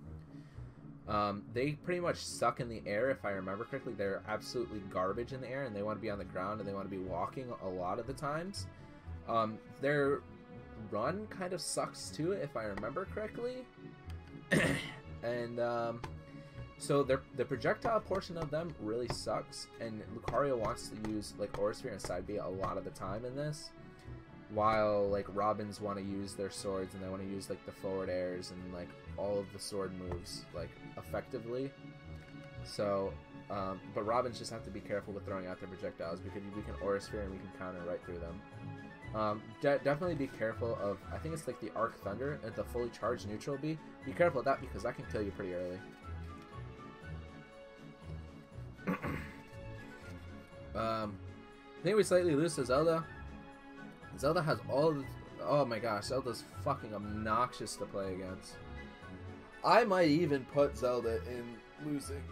I'm gonna put Zelda at like the end of slightly losing, because holy shit, is it fucking obnoxious. Zelda's literally trigger me, right? We can kill Zelda pretty early, right? We can kill her at like 60-70% with like F smashes, forward spawn grabs, whatever we want, right? We can kill her pretty early. However, her neutral B breaks everything we do. If we run in, we nair, we forward air. No, I think we can forward air. If we run in and we nair, we grab, dash attack, up tilt, shoot Aura Sphere, side B, nair or her neutral B just breaks all of it. Like the reflector thing breaks all of it. You shoot an Aura Sphere, she's gonna reflect that back at you, kill you. Another thing too, Zelda has Phantom Zelda, or the Phantom Knight, where you shoot Aura Sphere, and Aura Sphere can stop it, right? But that thing can kill you easy. And it's a lot of Zeldas. What a lot of Zeldas will do is when you recover, right? They can time the Knight. They can charge up the Knight and time it so that when you come up, it can pretty much 2-frame you. Or I don't even think it's a 2-frame at that point, because it's like before the 2-frame, right? So the sword can 2-frame and like kill you super easily. On top of like, let's say they don't time it right? Or if they just wait, you come up. If you sit on that ledge for too long, that's gonna kill you, right? You're gonna roll in, she's gonna grab you. You can jump, that thing's gonna hit you. Like, you can maybe get up attack if you time it properly, but I would not risk it, because the timing would be like super on point for that to happen. I don't know exactly, I haven't done labbing with it, but like, I think you could get up attack, but I'm just not positive. Regardless, if you get up attack, she can just punish accordingly. She can grab you and kill you, F smash you, whatever. F smash also kind of stuffs out a lot of our approach options. Up air kills us very easily. Up smash kills us. I think it's up smash. It's either up smash or up tilt, or both actually. Up tilt is the one that I'm thinking of that can kill us, if I remember correctly. I don't remember. I don't know. But up tilt, super annoying. Character is super annoying. Character can edge guard us very easily, even if we're at a distance, right? So let's say this stage is right here, right? And we're trying to recover, and we're trying to like just do a horizontal recovery. She can do the, I think it's like the Fiore's Fire or something. No, Fiore's Wind, Nehru's Love, and Din's Fire, right? So if she does Din's Fire, she can catch our recovery, right? Also, the startup of our up B, the fire can catch it too. The night can catch it too. So like she has the tools to like destroy our recovery.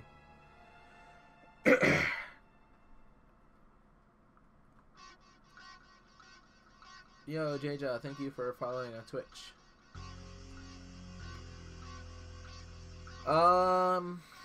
Alright, where are we next? I think this song sucks.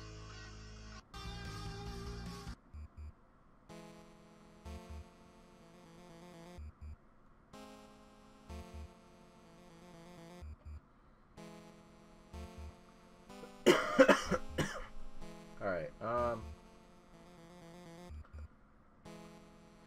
so what else do we have next?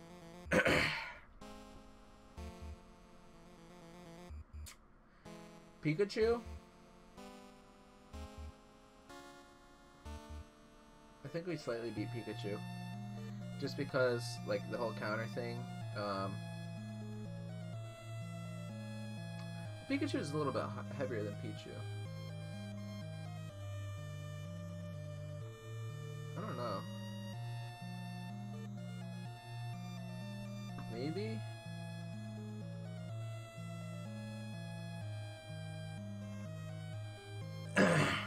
I think that's what I'm gonna do. Slightly lose against Pichu, but even with Pikachu. Pikachu is like Pichu, but like better and worse. Pichu's faster and smaller, so hitting him is a little bit more difficult. While Pikachu's a little bit more chunkier, so like hitting him's not as bad. That's pretty much it though. He's just a little bit bigger to hit. And he's not as light. He's a little bit heavier. He's still like somewhat light. We can still kill him at like a decent percent, but like he's not as bad. Yeah, this song sucks too.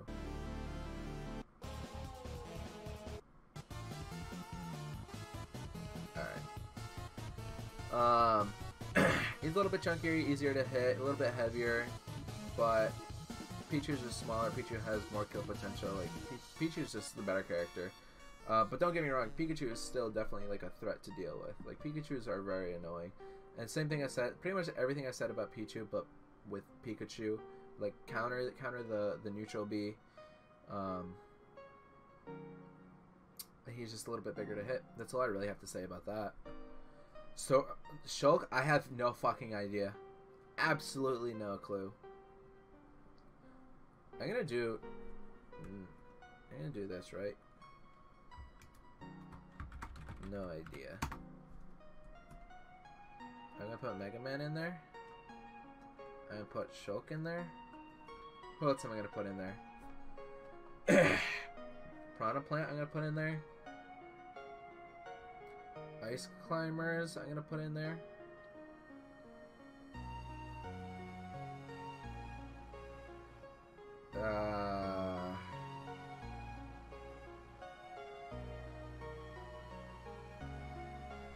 So I'm gonna do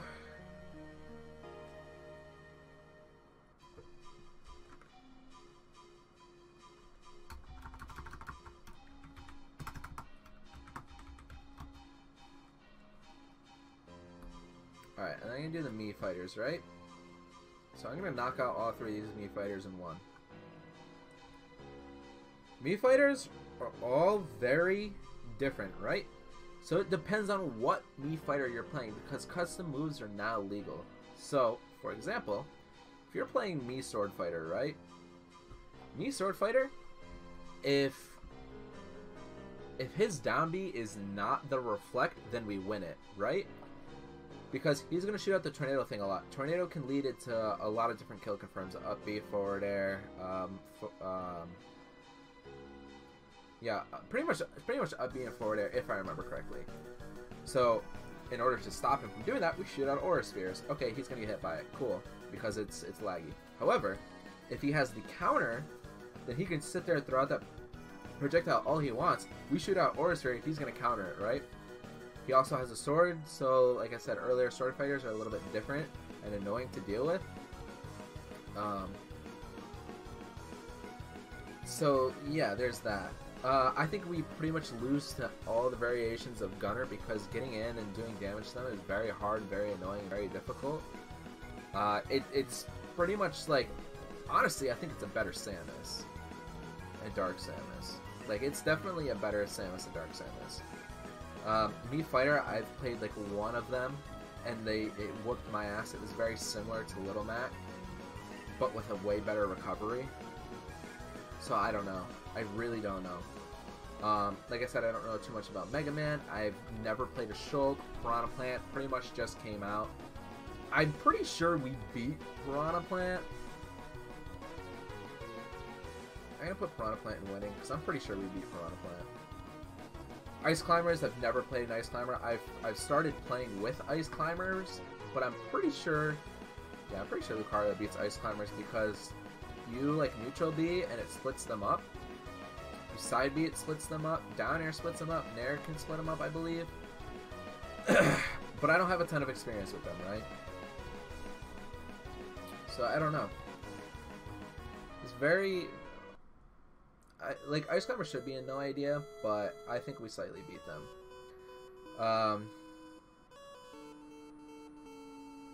Duck Hunt? I don't know. No idea. No idea with Duck Hunt. I've played a lot of Duck Hunts in Smash 4, and I think we lost against Duck Hunt because they have a lot of tools to keep us out with, like, kill combos, but I don't think I've ever played a Duck Hunt in Ultimate, so I have no idea. Same thing with, like, Ryu and Ken. No idea. I haven't really played them yet. I think up close they absolutely fucking destroy us. However, at a distance, we... You know, I'm probably going to put them in even. At least I'm going to put Ryu in even. No, I'm going to put them both in even because, like... Like, once we have Aura, it's over for them. They can kill us early. But, like... When we have Aura and we just camp them, they don't have much. Aura goes right through the Hadoukens. So they don't really have a lot to deal with. They don't have a lot to go off of. I think Snake is even, if not slightly winning. Snake's gonna throw a lot of neutral bees or a lot of grenades, and he's gonna do the mind a lot and Nikita a lot. So Snake's pretty much just gonna throw a bunch of crap at you, and you gotta have to learn how to play around with it. When he throws grenades, if he throws a grenade and doesn't cook it at all, you can grab it and throw it right back at him. However, if he's a good Snake, he's gonna cook it a little bit and he's gonna throw it at you, right? It's gonna blow up in your face, so you're gonna want to shield it, whatever. Up tilt catches our recovery super easily. The mind can kill us very easily, and Nikita can all kill us very easily. However, once we're inside, and once we can break that wall of projectiles and we get up close with Snake, it's pretty much over for him because we just have... He's like tall and lengthy, and not heavy, but also not light. He's like a middleweight. So we just kind of press a bunch of buttons to get a lot of free combos off of him. And... so if we can get in, it's really easy. Hypersense too, like, you really just want to be very aggressive against Snake and like run in and attack him a lot, because if you're shooting Aura Spheres aren't going to do anything against, if he has grenades out on the field. Like, you shoot out Aura Spheres and it's just going to clink with all the grenades, so it's like Aura Sphere is pretty much useless. I think Side B is not bad, but I think it still clanks with the grenades. So you're going to have to learn how to play without using your Aura moves a lot. But have a fully charged Aura Sphere on deck, because a lot of Snakes will recover right past the ledge. You can jump up and shoot an Aura Sphere and snipe them and kill them. So I would say keep an Aura Sphere on deck for that reason alone. But other than that, like, get in his face, press a lot of buttons. Don't let him have the space that he wants, because on the opposite end of, like, Marth and Lucina, so like I said, Marth, Lucina, a lot of sword characters want to have the center stage, and they want you to be on the edges, and they want to kill you early. However, Snake's the opposite. Snake's going to want to be on the edges so that he can throw a bunch of crap at you, and he wants you to be in the center. So if you can kind of break that, and if you can be on one of the edges, but also don't have it so it's like, you want to be like within like very close range with him at all times. You never really want to be far away, because if you let him very far away, It's very similar to like Samus and like the Mii Gunner, where if you give them the space, they're gonna throw everything in the world at you.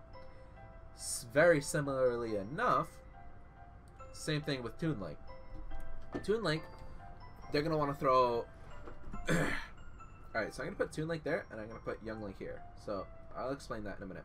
So the thing is, Toon Link's gonna want to throw a bunch of projectiles at you, and Toon Link has a lot of follow-ups and kill confirms off them, as does Young Link. Similarly, like Snake, they're gonna throw a lot of crap at you, and you have to learn how to play through each one of them. I know I slightly mentioned this earlier with King K. Rool, but with the Links, you can counter. Like if they throw out the Boomerang and you shield it, Boomerang will come back at you and you can counter it. Or if they throw out Boomerang, you can jump over it, land, and then when it comes back, you can counter it and it'll throw them off guard. A lot of Toon Links and Young Links will, like, they're gonna bank off of the idea that you're gonna forget that they threw out Boomerang. But if you remember, like, I would say the most important thing with these matchups is just remember Boomerang and where Boomerang is, right? Because if you can catch them off guard with like a counter, you can kill them super early.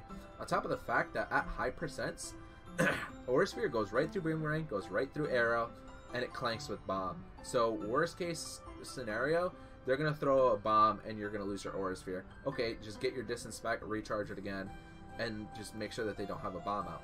When they pull Bomb and they pull Boomerang, it's kind of laggy. So if you have the really good reaction time, you can shoot out Aura Spheres, Force Bomb grabs, F smashes, whatever you can to get them, and it can kill them. Young Link's somewhat light as well, so whatever, you can kill him slightly easier. Everyone pretty much says that Toon Link is the worst out of the Links, and I agree too. And I play against Toon Link a lot. A Toon Link that beats me a lot. The Kev Eros, like the montages that I've been making of him, his Toon Link is super good. He knows like a lot of the kill confirms and stuff against him. Pretty much always lose against him, but at the end of the day, I still think that it's like a winning matchup in Lucario's end, because Toon Link is small, counters super good, Aura Sphere goes through everything, and they don't have any options that they can kill us at like a super early percent. They're not killing us until we're at least like 80 to 100%. Young Link, however, can kill us a little bit earlier, which obviously puts him a little bit higher on the list than Toon Link. So the thing is, like, Young Link can pretty much exactly the same thing I said with Toon Link. Also, their recoveries, and the same thing is with Link as well. Their recoveries are pretty linear, so if you can, like, punish it somehow, go for it. But if you can't, then don't do it. Off stage, these characters, especially Toon Link, I think is very dangerous off stage. So I would kind of rely more on, like, doing ledge trapping.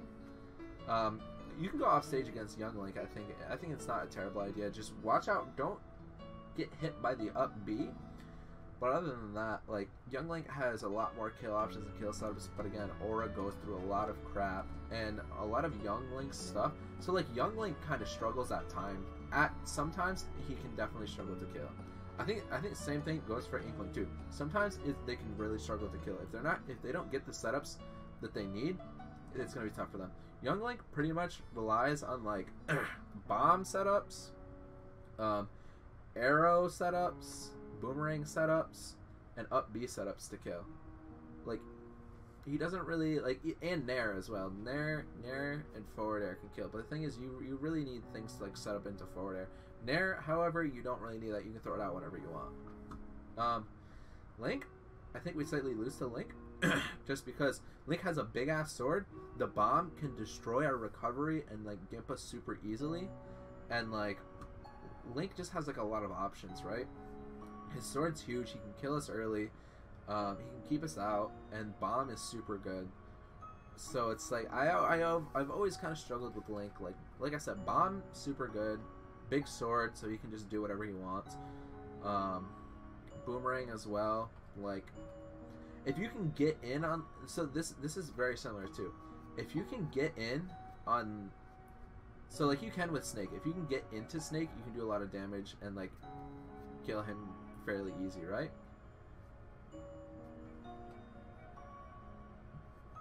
So if you can get into Snake, you can do a lot of damage to him, right? If you can get into Link, you can do a lot of damage to him as well, because he's big, lengthy. He's just a big hitbox. But like his down air is very thank you so much, Big Bad Wolf. Really appreciate it. I want to fix something real quick.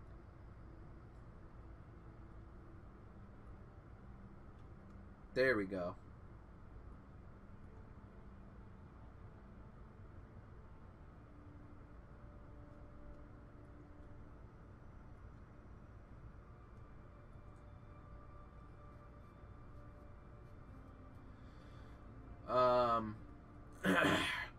Oh, I don't think I can show that on stream.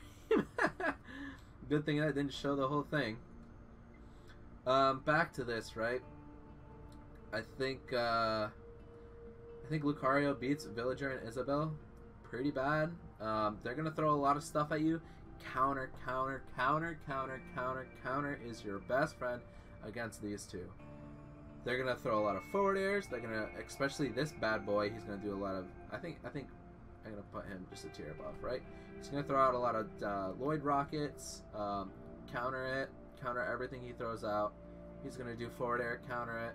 You can duck under his. Lucario has a really small duck, so you can duck under their forward air. The only thing is, don't use Aura Sphere. Don't use Aura Sphere a ton. They'll pocket it and they'll throw it right back at you. Back air, if well, be slow, counter, use shield a lot, and duck under the forward airs, right? They're gonna try to gimp you with trying to get you off stage. Thing is, with Villager, they can't kill you till higher percents. Villager, very similar to Mega Man, where when Villager does forward smash, the bowling ball is gonna go straight down. So don't always recover straight from below. Again, opposite of Mario, you're going to want to recover from the sides or on top or whatever.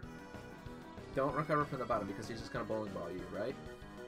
He can get that for free. So that's the only thing. He can get that for free. Other than that, like, it's totally in our favor. And yeah, it's totally in our favor. Just counter a lot. Don't really use back air a lot. You can use forward air a lot. Forward air is good. Nairs a lot. Obviously, don't get hit by the tree. That move's very laggy. Force palm grab him, smash attack him. Like, you're gonna have to play very, very, very, very, very patiently against him. So that's all I really have to say with that, is just play very patiently, duck under, and use counter a lot, and don't recover straight up. As for Isabelle, where did she go? Where is Isabelle? She's up here, right? Oh no, I didn't put her up there. Isabelle, you can counter, or not counter. Isabelle, you can recover straight from the bottom. Isabelle, I think, is just terrible. I think it's Lucario just. See, the thing is, like, his F smash really just puts him one tier higher than Isabelle. His up smash and his side B, and down B as well. Like, Isabelle is just garbage. Like, you can just Lucario bodies Isabelle. You just, again, have to play patient. Like, don't worry about it. Play patient. I think we go even with Sonic. Even or slightly winning.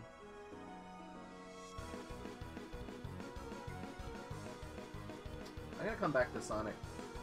Palutena, as much of a high tier as she is, I think we slightly beat her, because with her,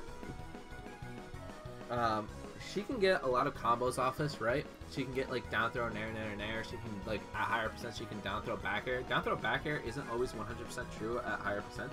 You can DI out of it, but you always have to DI out, right? So Palutena also likes to do the auto reticle a lot. You can neutral B, because that has a lot of lag on it. So you can neutral B and you can Aura Sphere and punish her for doing that. When she does side B, shoot out Aura Sphere. When she does like the sun exploding thing, shoot out Aura Sphere, because she's very laggy. So when she throws it out, you can see the starting animation of it, and then like a couple like seconds later, it starts up and starts to do the thing. If you just shoot Aura Sphere, you can just hit it. However, be very careful with doing it. You have to time your Aura Spheres very perfectly, because if you don't, she's going to counter it, and she's going to shoot the Aura Sphere right back at you. So that's the only thing that you really have to, you have to be careful with. Other than that, like, we can get free Aura Spheres on her. She's somewhat light, so we can, like, kill her fairly easy as well. Well, not fairly easy, but, like, easier than most characters.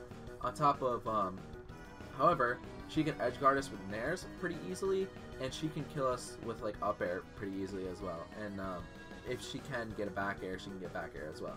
But I really do think that we slightly beat her, like, pretty much from the fact that, like, she has laggy moves, and we just need to punish with Aura Sphere. So you can use Aura Sphere, like, fairly a lot, but just be aware of, like, the counter, because the counter will just send it right flying back at you. Falco? Honestly, I think we slightly lose against Falco. As weird as that is, and I think we lose against Ike. I think we slightly lose against Ike. So the thing with Falco, I'm gonna get to Ike in a minute, but the thing with Falco is I don't know. Falco can juggle us very easily. He also has a counter, and he also has a projectile. He has a lot of good combos too. He can kill us like fairly easy too. He has a lot of good combos, a lot of juggling tools. I think he can kill us like fairly easy because he has a lot of combos. He has juggling options. He has a reflector. His reflector does suck, but he's at the end of the day he still has one, and he has a projectile too. So it's like we can't really camp him because he has a projectile. We can't camp him because he has a reflector, and we can't really play up close either because he combos the crap out of us and can pretty much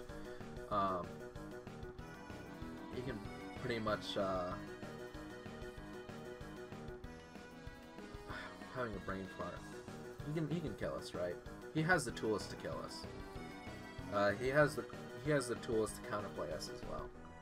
Ike is Nair fest, and Ike obviously likes to be in the air with Nair, and Lucario's Nair doesn't beat Ike's air. So getting in on Ike is very hard and very difficult. However, you get Ike off stage, same thing as Chrom, just up B him. Or not up B him, neutral B him, and just shoot it and hit him. Doesn't matter. Look in your Discord. I will check out Discord later.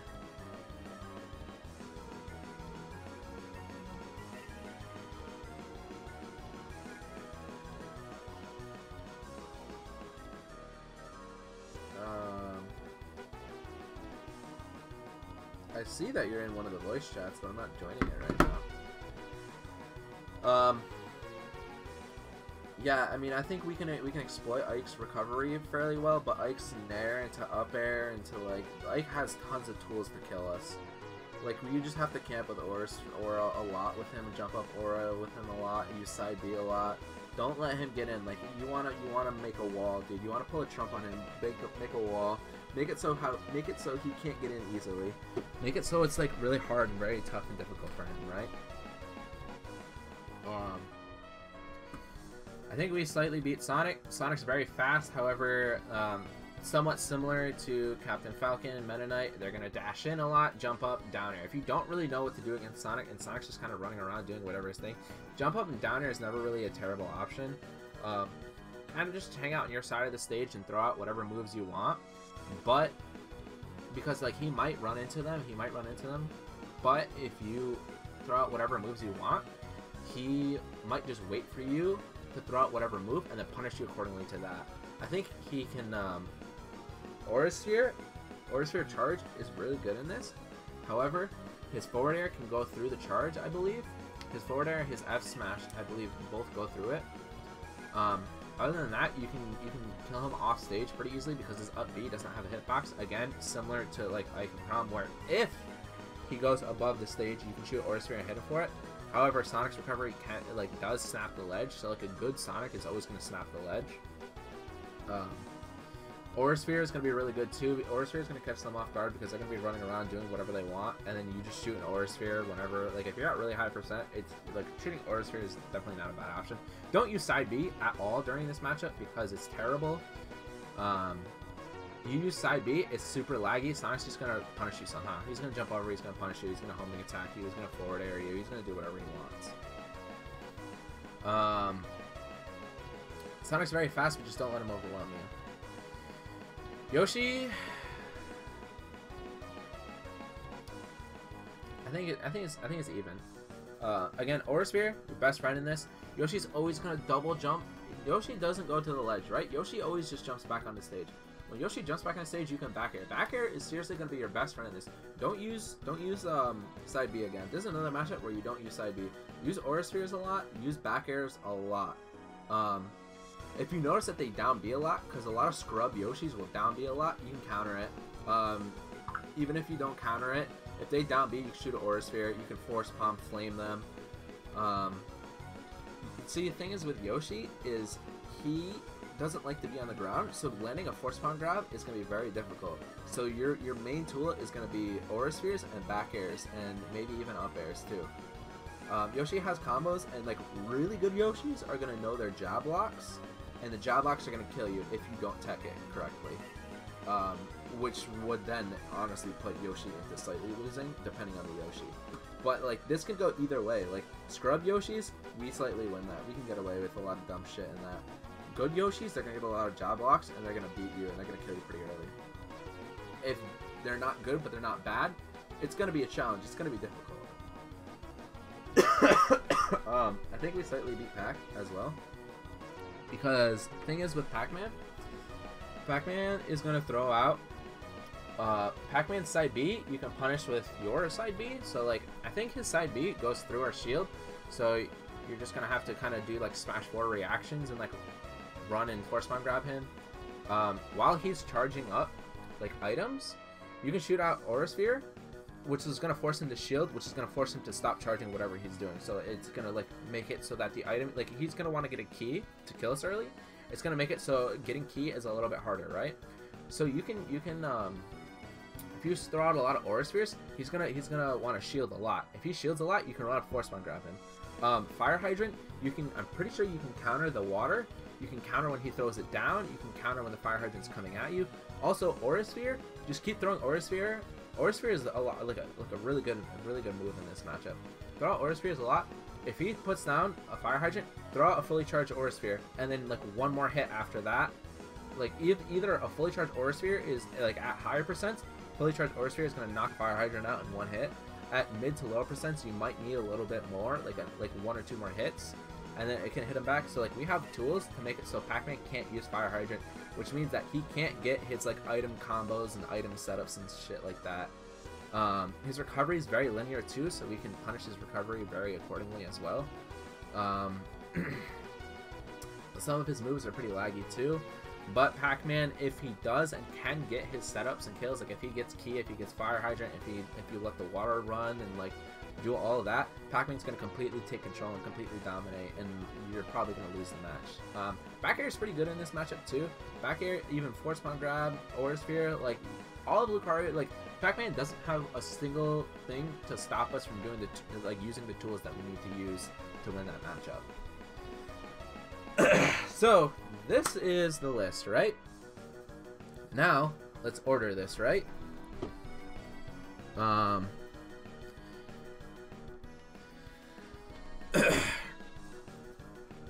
So for the winning matchup, I'm gonna do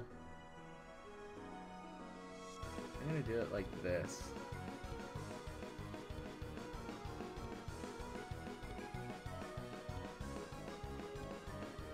So this is how this is gonna go, from left to right. So left is easy, and from right it gets more hard and more difficult.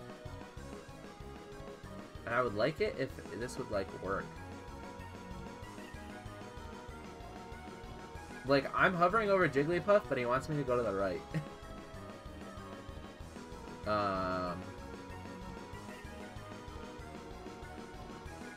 Okay, we'll move. What the fuck?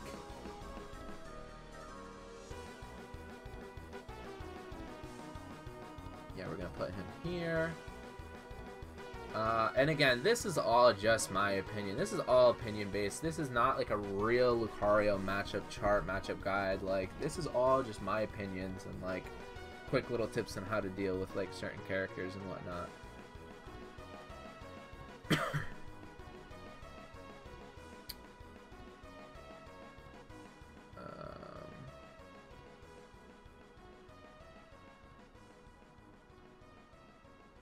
I think Captain Falcon is more difficult than fighting the pits.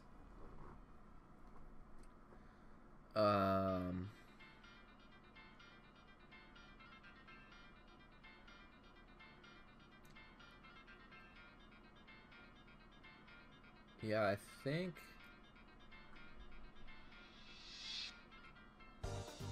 maybe put Pit and Dark Pit like right there. I think Captain Falcon a little bit higher too.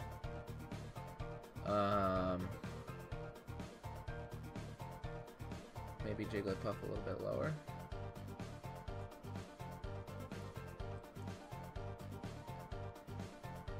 Let's put Meta Knight a little bit higher.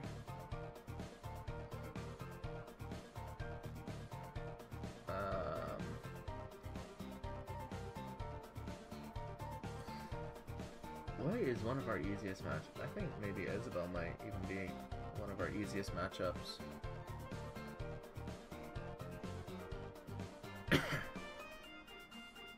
Kirby a little bit higher.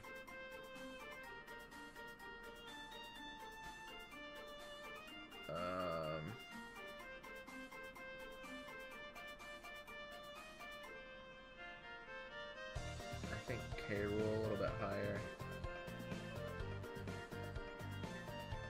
Yeah, we put K. Rool like there.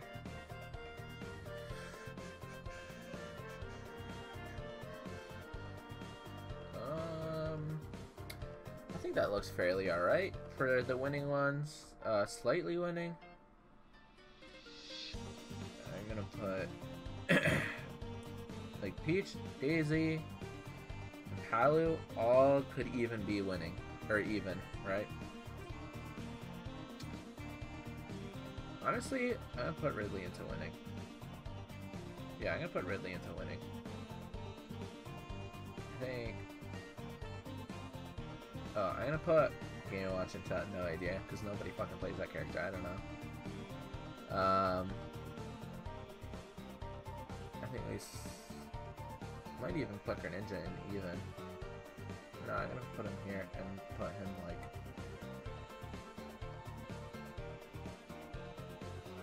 Yeah, put him like there.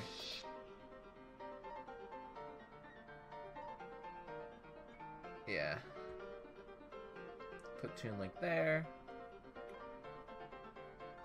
My tier list, this matchup chart is so fucking wacky and probably not true at all. But this is just whatever my opinion is. This is so weird. This is all just my opinion. This is probably all wrong.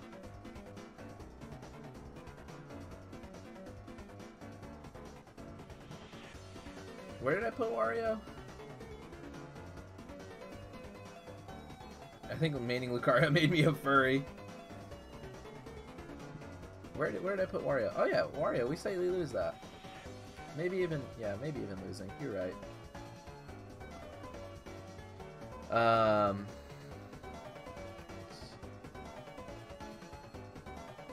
Honestly, Palutena is more annoying to fight than Peach and Daisy.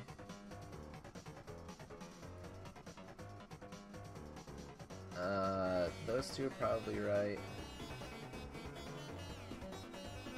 Put Cloud a little bit more. Put Chrom like right next to Cloud.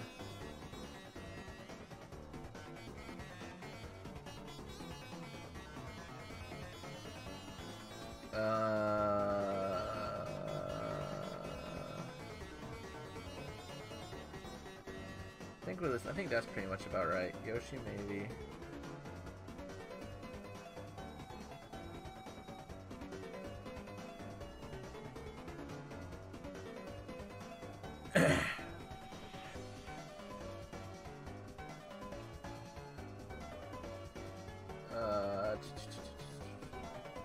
Pika probably a little bit higher.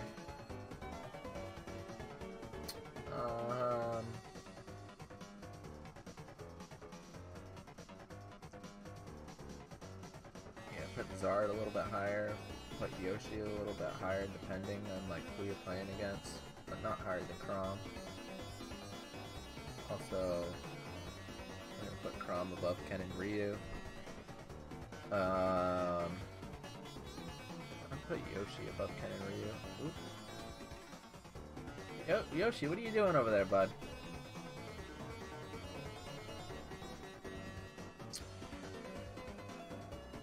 Little Mac is actually pretty annoying to deal with.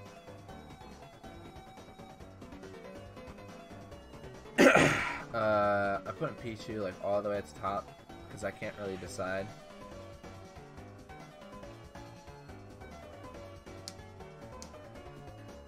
I'm putting Incineroar a little bit higher too. Incineroar is a little bit more easier to do than Link.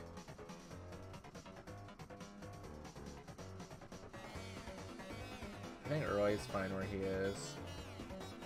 I'm gonna put the Corrins a little bit down more.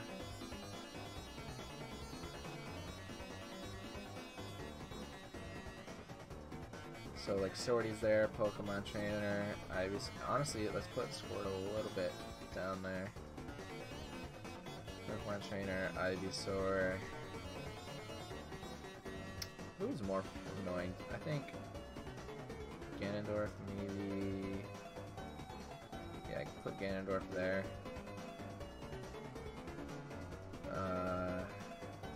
Put Lucas about. Oh, come on. There we go. I need to Zelda up one. Falco down a couple.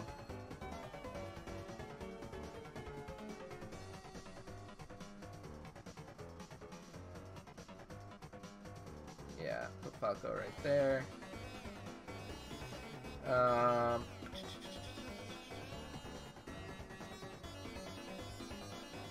Yeah.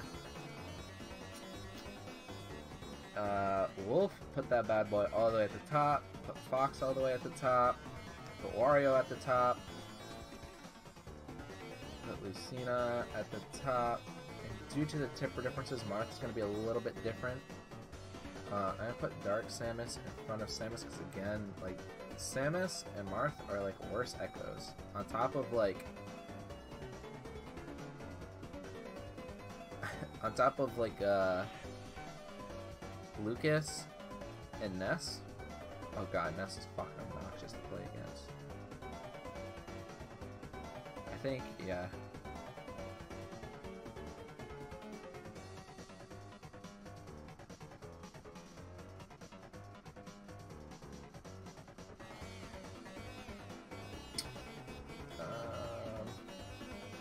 Yeah, Inkling is more doable.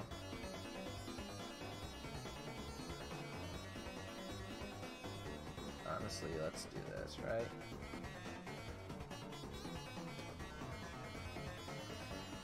So, Marth, Samus. Honestly, I'm gonna put Samus and slightly lose. Marth, Inkling, Olimar, Bowser, Dark Samus, Wario. Yeah, I think that seems about right. Putting Samus and slightly lose just because, like, train data is a little bit worse than Dark Samus's. I think that's about it for now. This matchup guide is fucking janky, and it's weird, and it's stupid, and it's dumb. But this is my personal opinion. Like I said, I cannot stress this enough. This is my own personal opinion. This is not a solidified 100% Lucario matchup guide, matchup list. This is just my opinions and like where I personally struggle versus where I don't. Versus where like some may struggle here, but I don't, and other people like I struggle here and others don't. I think that this is like about half and half, to be honest. Like maybe slightly more winning than we do have and slightly losing.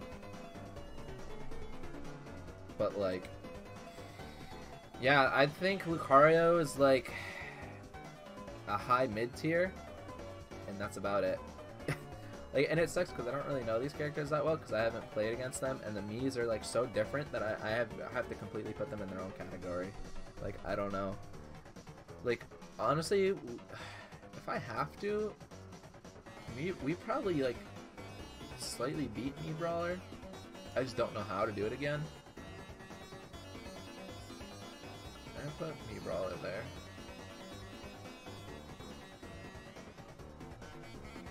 Yeah, I don't know. But I think for the most part, this is it. So what's the tier list about? This is all like matchup. This is all matchup. Like, these are all the matchups we win. These we slightly win. This is completely even. Might even put Rosa in slightly winning. Yeah, I think we beat Rosa.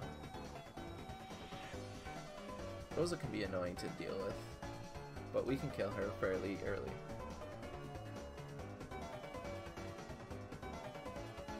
We pretty much got all the waifus right here. All the princesses right here.